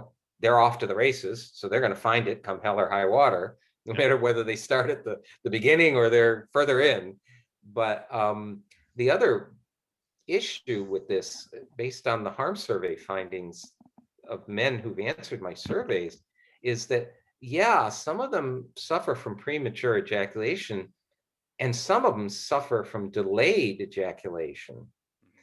It just takes them a long time to have an orgasm because they're not getting enough sensitivity, enough sensation to pass that orgasmic threshold. And that speaks to the very individual nature of our sexual experiences. Our sexuality is so different. And that's what I've learned from Lightfoot Klein's book, Prisoners of Ritual. The experiences of these circumcised women are all over the place. Some have tremendous orgasms, as they claim, and others just, they have an aversion to sex because it's so painful or that it's boring. And the effect of genital cutting is going to vary across every individual, based on when it was done, how it was done, how much tissue was removed, how the scar heals. I mean, Exactly. scars can be numb, they can be hypersensitive, meaning that they're just really delicate to the touch, or they can be hyper painful. You touch the scar tissue on some men's penises, and it's like a very irritating, painful feeling. But it's very, very individual. So that's why I find it fascinating that with some guys that are cut, you can have premature ejaculation, and other guys it's delayed ejaculation. Yeah, because there's many different cuts. There's, a lot of people think of circumcision as one thing, one kind of cut. When the reality is there's so many different ways that things can be cut, and it's by so many different kinds of butchers, by so many different kinds of tools, right?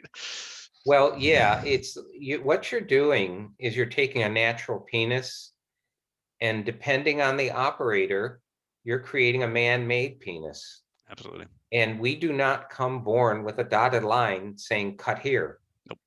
There is no medical definition for where the foreskin begins. So you don't know how far on the shaft to really, there's no standardized procedure No for regulation. that. And it also enters into the personal tastes and preferences of the circumciser. Well, I want to give him a good clean cut so there's nothing left over to be a problem in the future. And then there's some who are more liberal and saying, well, this tissue has some value, so we're just going to cut as little as possible off. There's no rule book for this, just as there isn't for female cutting. It depends on who's doing it. Well, the rule book for me is in the laws. It says sexual battery of a minor. But yeah, that's my interpretation of the law. I'm not a lawyer, but yeah, that's what I've seen. Yeah, you just play one on TV. That's what I hear. Yeah. Okay, and then the very last physical attribute is general botches, and as we've been covering multiple times here, is you've got several pictures on the Circumcision Harm website that shows a lot of different kinds of botches that have occurred, and we also addressed Dr. Fahmy from Egypt, I think is right. He has a book. Well, he's a medical specialist. He's got two really great books. One is Complications of Circumcision, which is a gruesome trip through a book, pretty thick. It's meant as a medical textbook. Yeah. And I've seen things in that book that I never even knew existed, even after 30 years of doing this kind of work. And then he's got another one, a book dedicated to normal and abnormal prepuce, which really does great coverage of what the wide variation in foreskins there are among males, just as there's a wide variety of genitalia among females. Yeah. There's a really good book that I encountered in the 90s called Femalia, a little paperback book. And I found it educational as a gay man, not having much experience with vulvas, to thumb through the book and go, wow, there's a lot of variation Yeah. here. And that, I think this whole question that comes up about a foreskin that's too long. I mean, well, in that book, Femalia, you could make a judgment call and say, wow, she's got too much labia. It's all hanging out on one side and all of this stuff, or it's not balanced. Okay, well, maybe she wants to have labiaplasty as an adult. That's her right over her own body. But would you impose labiaplasty on a 2-day-old newborn girl just because it looked weird, or you thought the doctor said, well, she's got too much labia? Yeah. Yeah, and that's from what I've been hearing, that's a like an upward trend in the United States as a very common surgery for women to go get labiaplasty or reconstructive surgery or whatever down there. Well, even teenage girls now are, from what I hear, and nobody's really questioning that except maybe Brian Earp, the ethicist, because he's writing, well, this same procedure on the 16-year-old white girl in Nebraska is not any different from this 16-year-old girl, let's say, in some African country, except that it's their practice, they're barbaric, they are doing it in a primitive way. We do it in a hospital. And it's social coercion on the 16-year-old white girl in Nebraska because she's being told by media and everything, or girlfriends or whomever, oh, this doesn't look good. You want to look nice and tidy and dainty and symmetrical and whatever. And we need a common ground for female genital cosmetic surgeries, as well as what the West likes to call female genital mutilation. And of course, that common groundwork is consent. I would not try to tell a 16-year-old white girl in Nebraska that she can't have this if she really wants it. But if we're going to let her do that, then we have to let a 16-year-old African girl decide to undergo her social ritual. We can't just go calling that mutilation and not this other stuff. And also, if we're so concerned about, people doing things to their genitals on the female side of it, and we're going to raise a big stink about that, well, nobody complains that, well, how about these males who are coerced into getting circumcised because of social pressures, or a girlfriend or a boyfriend who doesn't like the fact that they have a foreskin and they put pressure on the guy to go get circumcised. Doctors will say, oh, sure, I'll take that off for you. And we don't question the ethics of that. We need a consistency with male, female, intersex, and female genital cosmetic. It shouldn't be a sexist issue at all. But I'm curious, have you ever read up on Jessica Penn? No. The reason why I find Jessica Penn really interesting is because Jessica chose at 18 to get labiaplasty, but the butcher just ended up cutting a lot more off than she asked for. But she basically took on a mission to investigate the medical training for these procedures, and found that there was no information in OBGYN books for the innervation of the clitoris. And she's managed to get some things changed. And I'm like, awesome. I want to do the same thing when it comes to males, the penis. And even in urology books. I read one that was edited and released in 2020, and I was shocked to see how biased it was still towards just jumping to the circumcision thing, and even using the term circumcision just irritates me in medical textbooks, because we don't use religious euphemisms for anything else in medical books. Why are we using circumcision instead of, preputioplasty or postectomy or preputial amputation or something like that? It's be Yeah, well, that professional about that it. points to another problem. Maybe you've covered this in the other videos. Gary Harriman did a survey of medical Oh, textbooks in the US, and he got yes. it published in 2010. Yep. He's in And the LA area too.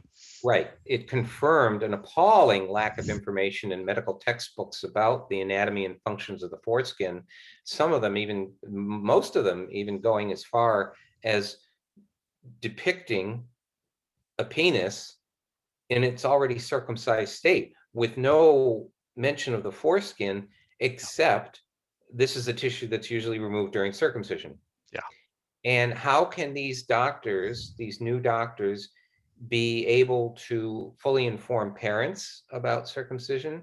How can they help in foreskin restoring men to be more sensitive to their concerns about what they lost? Because these men are usually better informed about the foreskin than the medical and mental health community, because they Scary. don't get any education on this. Yeah.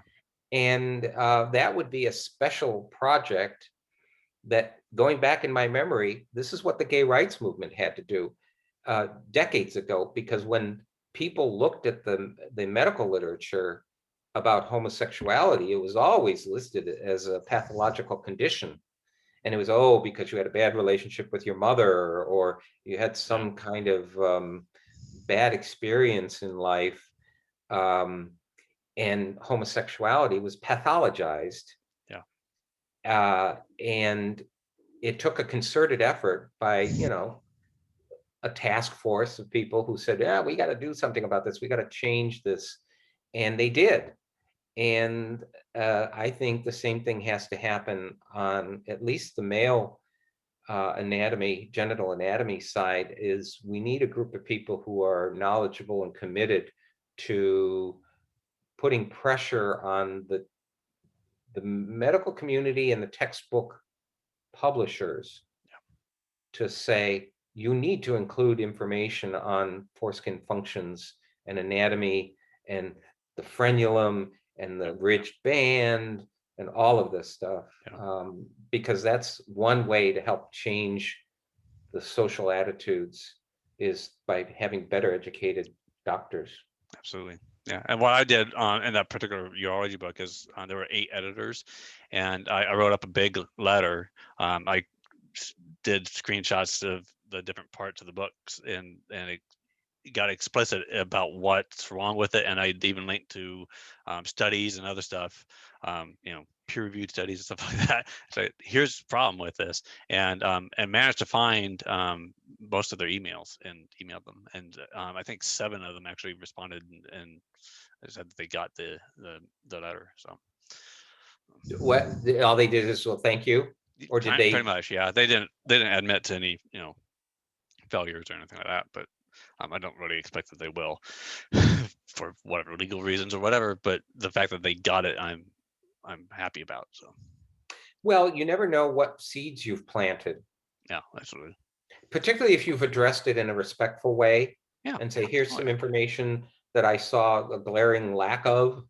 Yeah. And when you do a revision of the textbook, you might want to consider inclusion of these citations, these references that include more information that was provided the first time. Yeah. Yep. All right. So, is there any other thing you want to cover on general botches before we move on to the how this affects partners? Well, I just want to I want to clarify that both of my harm surveys didn't really deal with botched circumcision. Okay. I mean, yes, I got some guys who complained that they lost part of their glands and everything, which I would consider a botch. Yeah. But the vast majority of men who answered my surveys had circumcisions that met the standard of care. Yeah.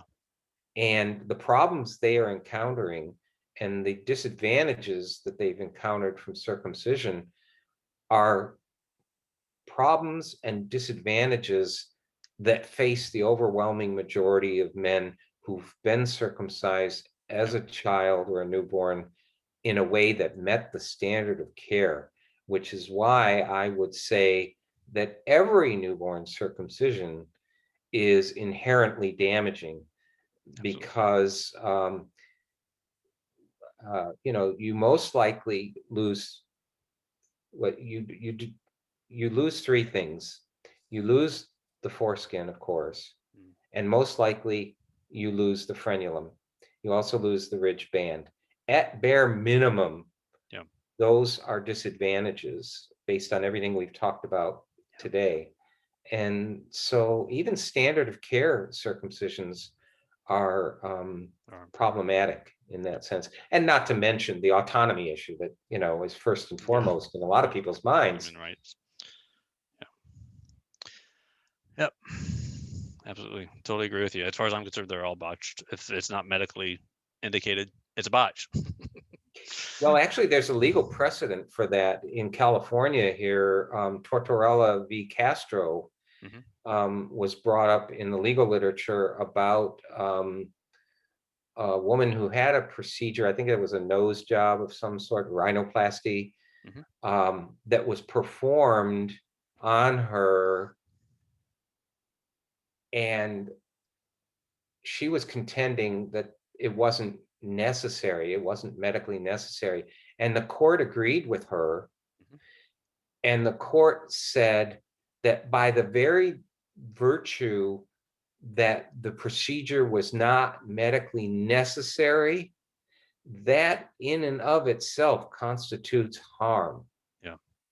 So just being subjected, and she was subjected as an adult, but imagine being subjected as a kid who can't consent. Just being subjected to medically unnecessary procedures is, according to Tortorella v. Castro, that is harm. Plain and simple. You don't need to go anything beyond that. It's kind of interesting that with that out there, that the California Medical Association responded to me and says, circumcision is not illegal. Like, okay, so explain why. Well, it exists in a legal gray area because it hasn't been challenged in court. Yeah. Circumcision in and of itself has not had its day in court. Lawyers have not argued for the most. I mean, David Llewellyn is an attorney who argues circumcisions that were done without consent of the parent, or that were done that didn't meet the standard of care, or a botched job of some sort. But circumcision per se that meets the standard of care, performed on a child who could not consent, has never been argued, to my knowledge, in a court of law. Now, that's what Trudy London, who I mentioned earlier, that's what she tried to bring back in the late 80s in California. I think it was in Marin's Superior Court, and they just rejected the case. They wouldn't even listen to the case. I basically ran into a similar thing when I did a federal court case for myself, because I was born in a naval hospital. And they basically threw it out because the FTCA says that you can't sue the federal government for things like assault. So there's this huge hole, as far as I see, when it comes to military bases. Because if something happens to you on a military basis, you can't go to the sheriff because they don't have jurisdiction there, and you can't go to federal court because they also don't have jurisdiction. So who the heck has jurisdiction to prosecute or allow you to file a civil case for something that happens to you? Well, I don't know. I haven't looked into it this much, but I would imagine that same case of victims of sexual assault, whether they're male or female, having been sexually assaulted within the military, there's not much they can do except bring it up in a military court. Yeah. But that's not quite the same as suing the federal government, I don't believe. Yeah, I'm really curious about this because I first, of course, went to the sheriff, and they passed it on to the Navy. And these were just criminal complaints.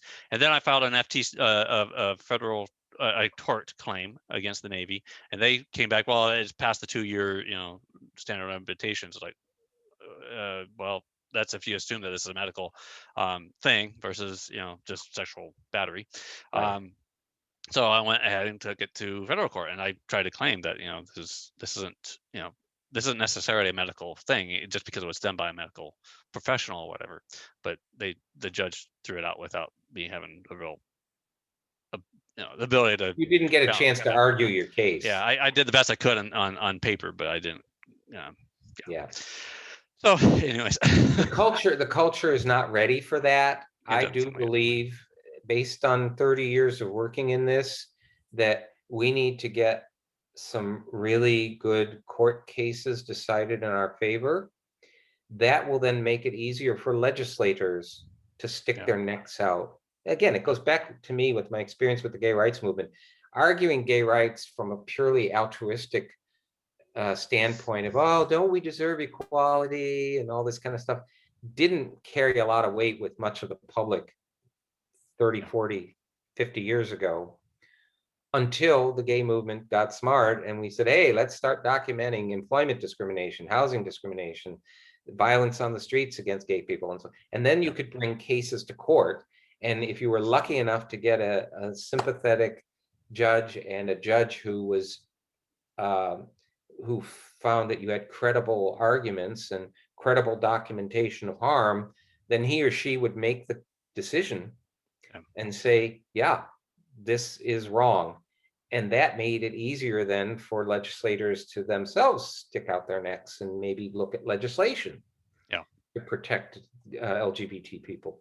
I predict the same thing will happen with this movement if we can really validate the harm, and not just by people like me.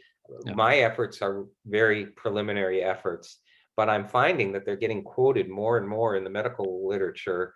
I keep seeing, first one was Hammond, and the second survey is Dr. Carmack with me. So it's Hammond, Carmack, and I'm seeing it appear in the references. So it's making its rounds, and hopefully there'll be larger studies and better studies that will be even more credible than what I've been able to provide. Okay, so that was all the physical attributes, how it affects the men, and we've covered a little bit about how it affects the partners already. For instance, you talked about how with the vagina, since the prepuce isn't there, you're drying out the fluids, and they're drying out every time the penis goes in and out, right?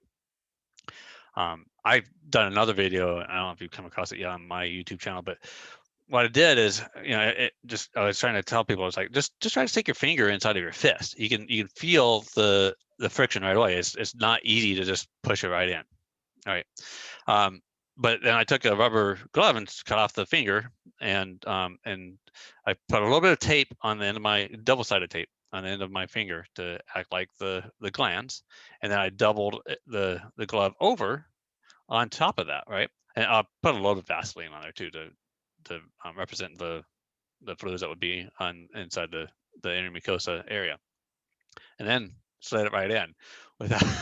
It's like, wow, that's like, you have to do it yourself to really get it. You can't just look at me doing it. You have to Nature knew what she was doing when she created the human genitals. Absolutely. Or if you believe in God, you have to really, like Dean Adele said, whether you believe in God or nature, you have to ask yourself, why is the foreskin there? And you have to be pretty arrogant as a human, and we are as humans, to say that nature or God didn't know what they were doing when they created foreskins. Yeah, and vulvas. Yeah, well, they were designed to work together. Right.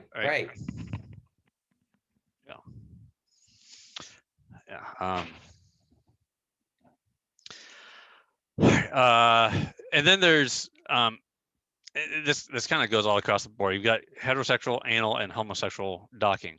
So with anal, you have definitely less lubrication to deal with, right? And so that lubrication on an intact penis and that that rolling mechanism of the foreskin can be very valuable in anal sex, whether it be gay or heterosexual anal Right. sex. And then with homosexual docking, well, that's just non-existent if at least one of the two partners doesn't have a prepuce.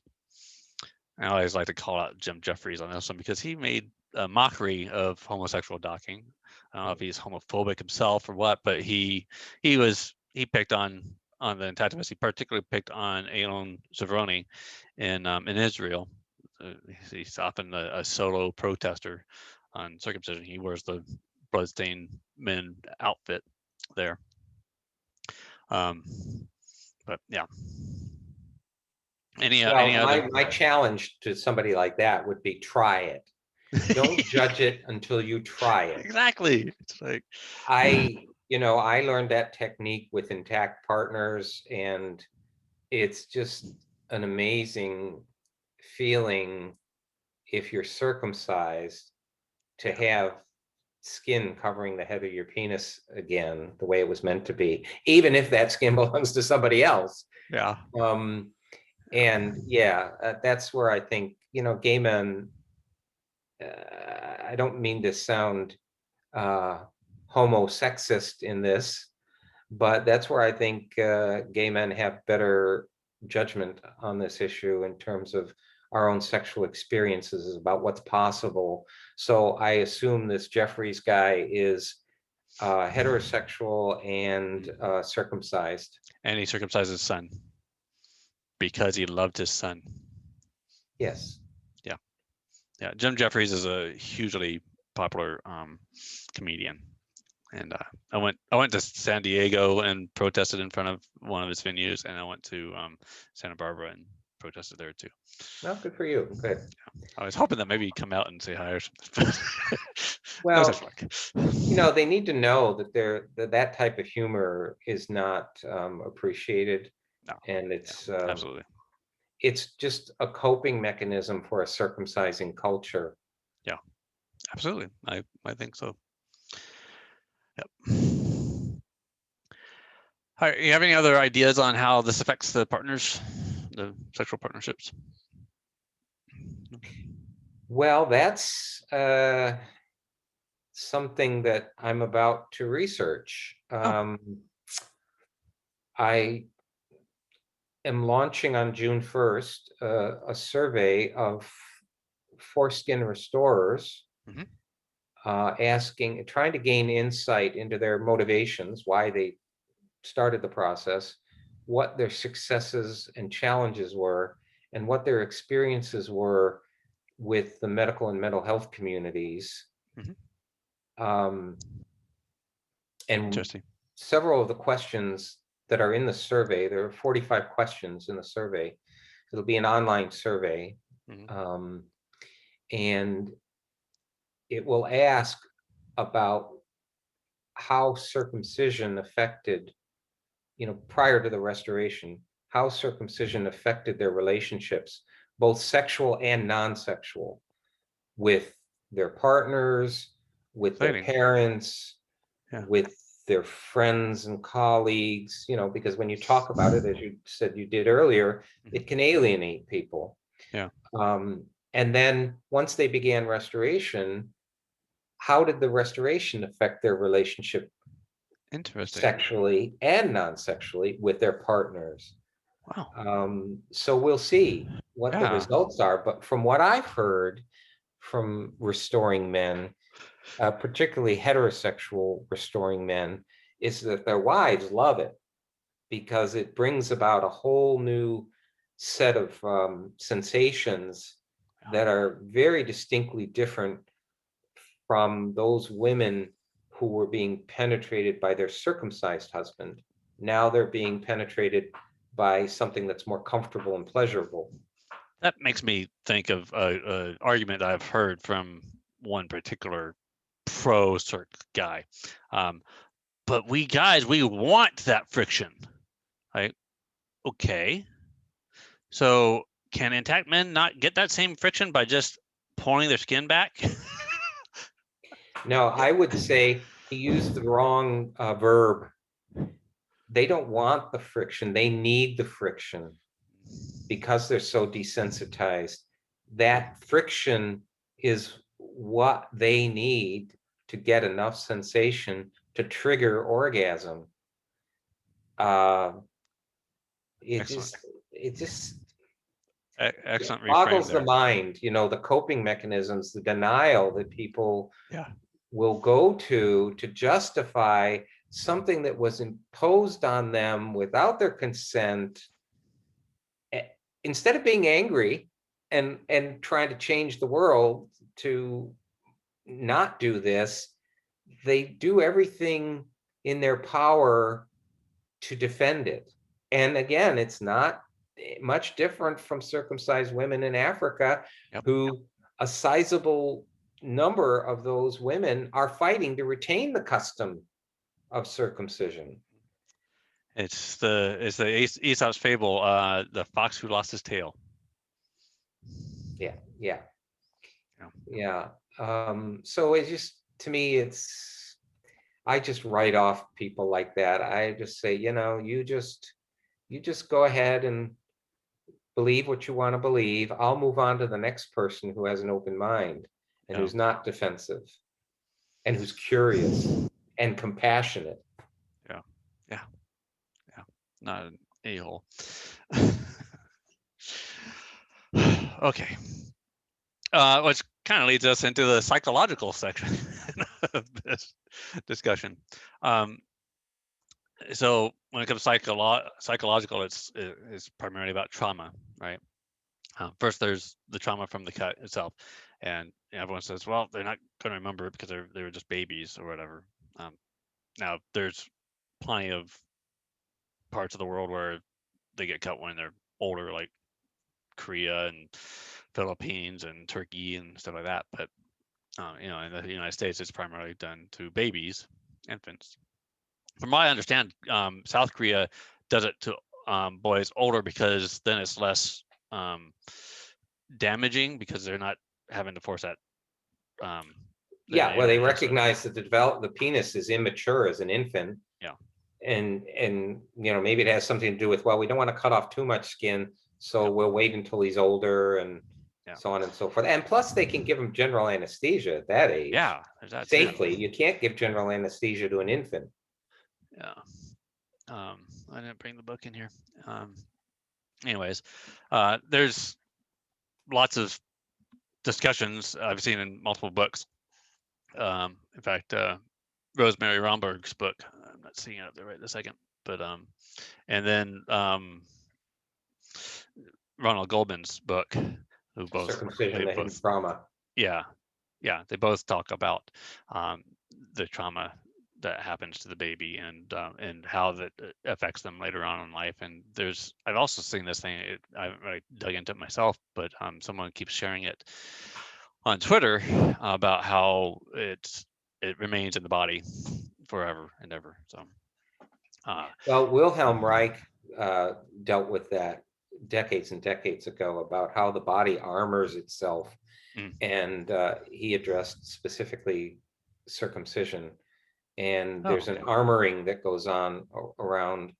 It's a psychological armoring that goes around the pelvic area from trauma resulting from circumcision, and how that might translate. We haven't done enough research, but like Goldman says, how that translates psychologically. Well, maybe you are more resistant to deeper emotional bonds that are expressed sexually because of that trauma that was never really dealt with. And I know, as a massage therapist, I had one incident with a massage client, and I was massaging his arms somewhere, and I was using a technique on the muscles, and usually I ask my patients, my clients, we don't need to talk during this, but sometimes it's like massage is like your barber or your bartender. Sometimes you just talk and it's a therapy of other sorts. And I was working on his arm and he started to talk and he says, "Oh my God, I just remembered my dad used to do that to me as a kid. And he used to really hurt me by grabbing my arm like this." Yeah, trauma. It brought up, working with the body, it brought up this emotion and this memory that only his body had remembered. And then it triggered the conscious memory in his mind. Yeah. Yeah. I know you read Jay Jackson's book, which, Right. and I've heard a couple other men say this too, but myself, I used to have dreams where I was not able to move, but someone was approaching me, and I knew that they were going to do something horrible to me, but I couldn't do anything about it. Right. And this dream went on at least into my teens. And it's like the only thing I can attribute it to is something like that. So I don't know what else. You're not alone. I had a similar traumatic recurring dream as a young child. I can just visualize there was a small human being next to a big stone wall, and for some reason that person was carrying a little umbrella, and the wall began to crumble and just fell on top of this little person, and I could hear the screaming. It persisted for years, and then it stopped, and I forgot about it. And it was only until I think it was 1995 when I was running NOHARMM. One of my board members, Leland Trayman, who's a Jewish man, he wrote an article for the NOHARMM newsletter called "My Story of Ritual Abuse." And in it, he recounts a recurring dream he had of this bearded goat grabbing with its mouth on his genitals and trying to eat his genitals and causing pain. And he related that back to the mohel who had circumcised him. And that then triggered my memory of like, that sounds reasonable, that my recurring nightmare, there's no other explanation for this small child that is being traumatized and crushed by crushing pain other than my infant circumcision, because I have no knowledge or awareness or nothing on my family's part about being sexually abused or anything like that. So I think these recurring nightmares are a common occurrence that most circumcised men, unless they raise their consciousness of this, if they've had some type of early childhood recurring nightmare, it'd be interesting to do a study just of that and see what that's all about. Yeah. And the only thing that I'm aware of that Jay Jackson, you, myself, Leland all have in common is that we were all circumcised as infants. Yep. Be interesting to find an intact guy that says I had some sort of dream like that. Well, yeah, he might, and it might be some other thing like forced retraction that we apparently want to talk about later, or maybe he had some kind of sexual abuse.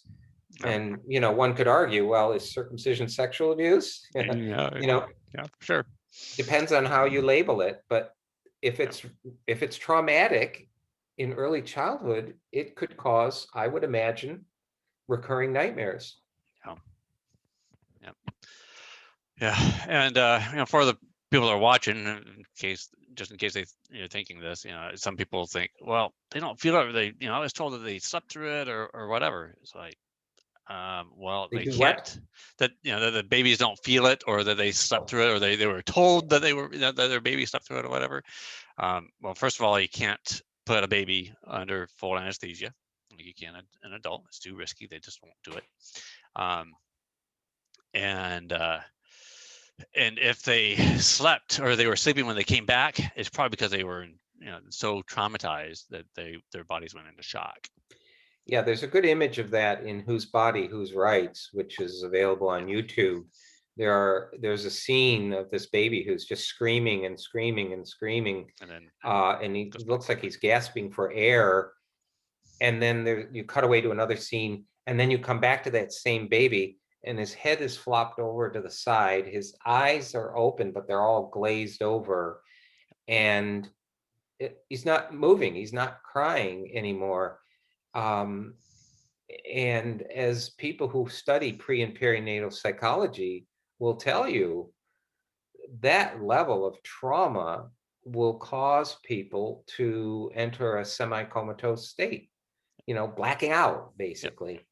Yep. When you've screamed and screamed and screamed and you can't stop what's being done to you, one coping mechanism that humans have, maybe it's a good thing, is just to pass out and check out. Dissociate. Yep. And that's what's happening to the baby. And then the doctors come back to the mothers and say, oh, he slept through it. Yeah. Yep. Don't want to make that mother feel bad about what was just done to him. So. Oh.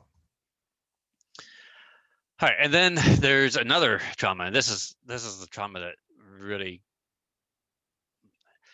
it's secondary trauma. It's like there's trauma of the gut, then there's this trauma from the discoveries of the loss and harm that I went through. I started learning about all this after my first son was born and started studying this topic, and then there's trauma that I'm going through on a daily basis now. So we'll get to that last one later, but so I all those things I listed about all those parts that are missing and all those ways that I'm physically affected, I didn't learn them all at once, right? I learned them little by little by little by little, and I learned about one thing, and my wife Jennifer, she got into activism, or genital autonomy advocacy before I did, because she was more sold on it before I was. But I learned all one thing. It's like, oh, that would have been like lubricated there. You mean it would have been kind of like a vagina? Like, holy crap! It's like that. Just, and then I'm an introvert, so I kind of like just disappeared and didn't investigate or look at anything for a while. And being an introvert, I process my grief internally. So going through all denial and bargaining and all those things all the way to acceptance, right? And I get through, I think, acceptance, and I'd come across something else. It's like, oh, that means rolling mechanism. Oh, that's kind of neat. I wish I had that. And then I realized the next thing and the next thing and the next thing. Oh, that's why my penis bends like that, or that's why my scrotum gets pulled up or whatever, and my testes. I kept learning all those things little by little by little, and every single time it was a traumatic event for me. You get re-traumatized. Exactly. Every new level of understanding, Mhm. the deeper you go into it. Yeah. There's a T-shirt that I've seen. Circumcision, the more you know, the worse it is. Yeah. Circumcisions, I think, puts out a bumper sticker. I have it on my pickup that says the same thing. Yeah. So, yeah. So we're not only traumatizing our babies, but we're traumatizing them over their lives as they, the men they become. Yeah, exactly. Yeah. Right. Well, and it's the knowledge that comes with it that reactivates that initial trauma.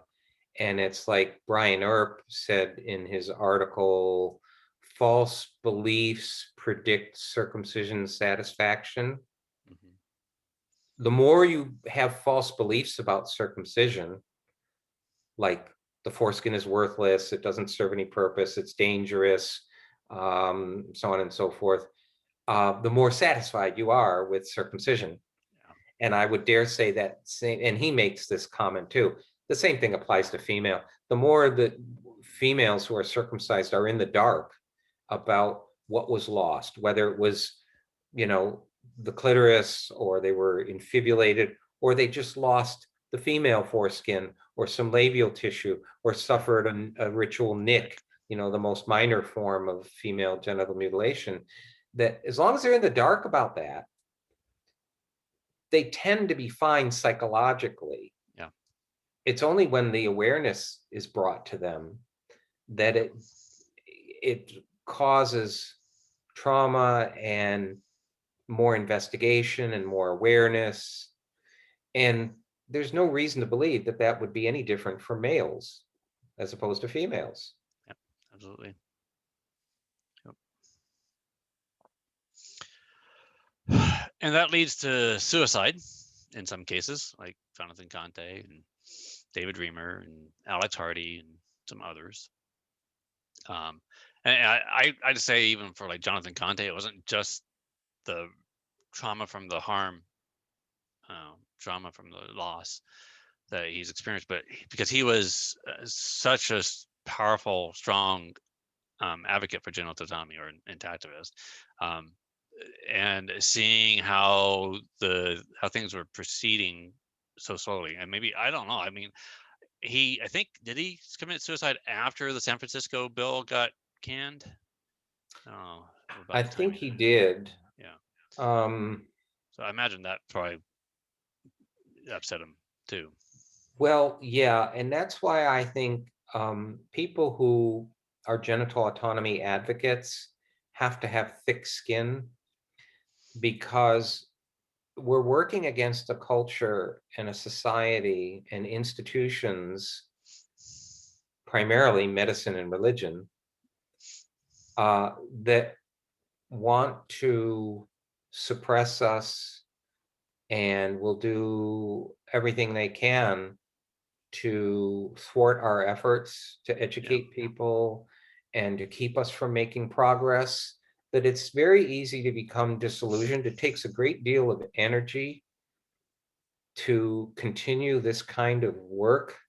And Yeah. it is work. We're not getting paid for it, but it's work. Yeah. And I've known over the years many, many people who've come into the movement, they've made their contributions, and then after a couple of years, they're out of it. Yeah. Marilyn and myself are a couple of exceptions to that rule. There are other people like Steven Svoboda and John Geishiker and Ronald Goldman. Yeah. These people have been in it for a long, long time, and it takes a lot of strength. And unfortunately, I think certain people, perhaps Jonathan, I only met him once. I was familiar with his work, but it was clear to me he was a very sensitive individual. Mm-hmm. And I think it all became too much for him. Yeah. Because there are, we go through ups and downs in this cause. Yeah. And when we hit these downs, they are real downers. And it gets discouraging. Yeah. So now we're talking about the psychological impact to, as advocates. It's, we're for me, I wake up every day and I have a hard time not thinking about this. I sometimes I try to, go do work or whatever that tunes me out of this and gives me a different focus for a while just to stop traumatizing myself.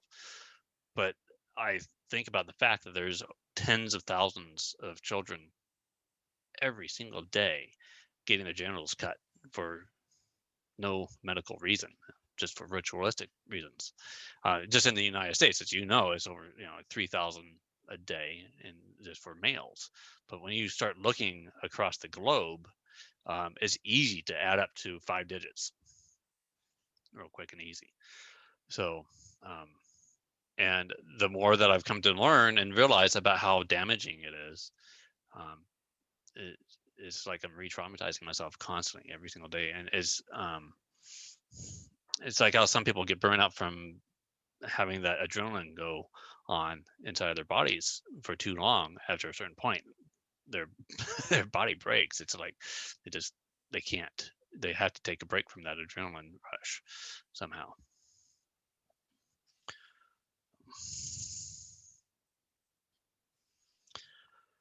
So, and yeah, I think that even those of us that have been in it for a long time have experienced some sort of downtime, right? I mean, Brother K just blows me away how he's been so persistent and consistent with this for so many years now. Yeah, I have a photograph of him from 1980 in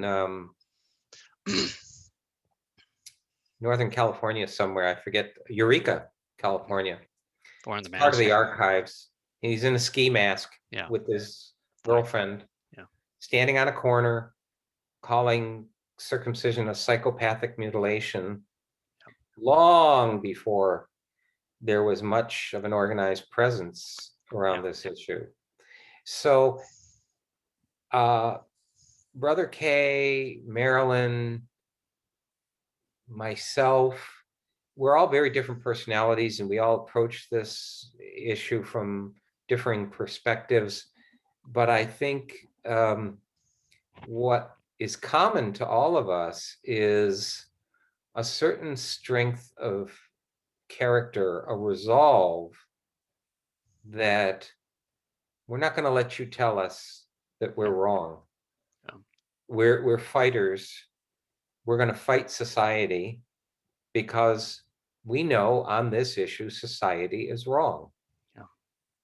And fortunately, you know, with the internet and everything, it's bringing in more and more people with different strengths and skills and talents and perspectives and ideas, that it's made us more diverse. And in that diversity, there is strength.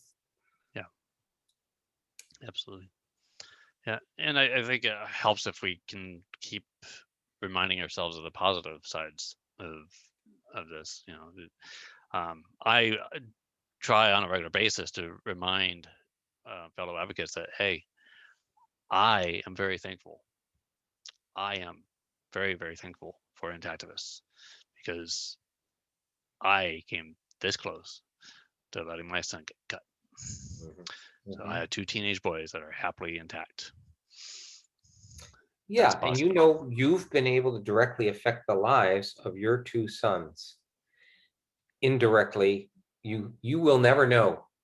Mm-hmm. You will never know the number of people you've helped and saved. They will be nameless, faceless people, but it will be because of something they saw on your channel, or some action you took, or some seed that you planted that will cause their minds to open up and will cause them to question, just as you questioned, because somebody opened your mind.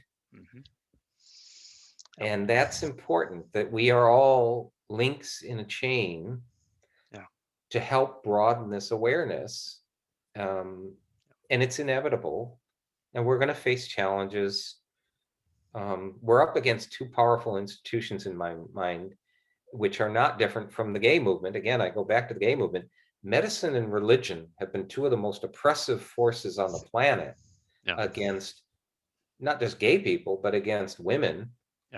And women's control over their bodies, telling them what they can do with their bodies, over us as gay people telling us what we can do with our bodies, how we can use our genitals, who we can love. Mm-hmm.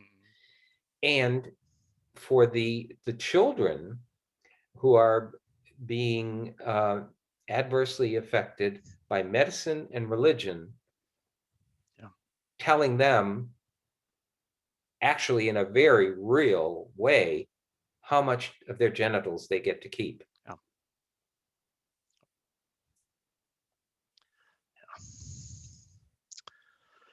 So that kind of leads on to the children's side of this. I've seen some children out protesting along with their parents or whatever on this topic, and on one hand, I worry about their psychological happiness, right, being exposed to the fact that this is going on in the world. And I often also thought more and more about Greta Thunberg, who, as you probably know, went to the UN and made that great speech. She gave that nasty look to Trump, which was priceless. That little furrowed brow of hers. You know what she was thinking. She's adorable. Yeah. Anyways, I've read her dad's story about her, about how she went through a period where she was very depressed after learning about things in school, about, you know, the problems in the world. Like, okay. So I worry about my own sons, being, getting depressed at all about what they're seeing in the world, what they're learning from History Channel or their history books at school or whatever, and also seeing what their mom and I are doing about this topic. But on the other side, both my sons have spoken out publicly. My oldest, he spoke out one time on, I think it was Facebook or something, and said, I'm very happy that my dad is speaking about this, because someone was attacking me for, including my sons. And then my youngest, he loves to join in and hold the signs and spin the signs and all that, and go out and protest with me. So I don't know.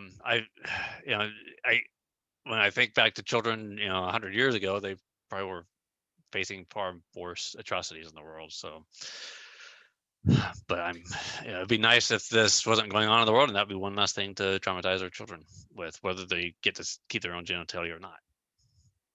Well, you're teaching a valuable lesson to your kids. I mean, I don't have children. I've never had a desire to have children, but I respect what you are both doing, because you're showing your children to think outside themselves and to think about others and to think about the world and think about what matters in the world. And you have made a conscious choice to fight for children. Yeah. And to me, that's valuable. Hang on just a second, Tim. Yeah.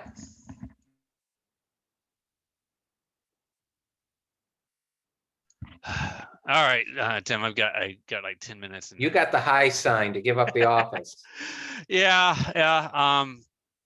So I was still open to cover a little bit more on the psychological effects of other people, relationships, and other things. So if you're up to it, maybe we can schedule another one to wrap up the last things.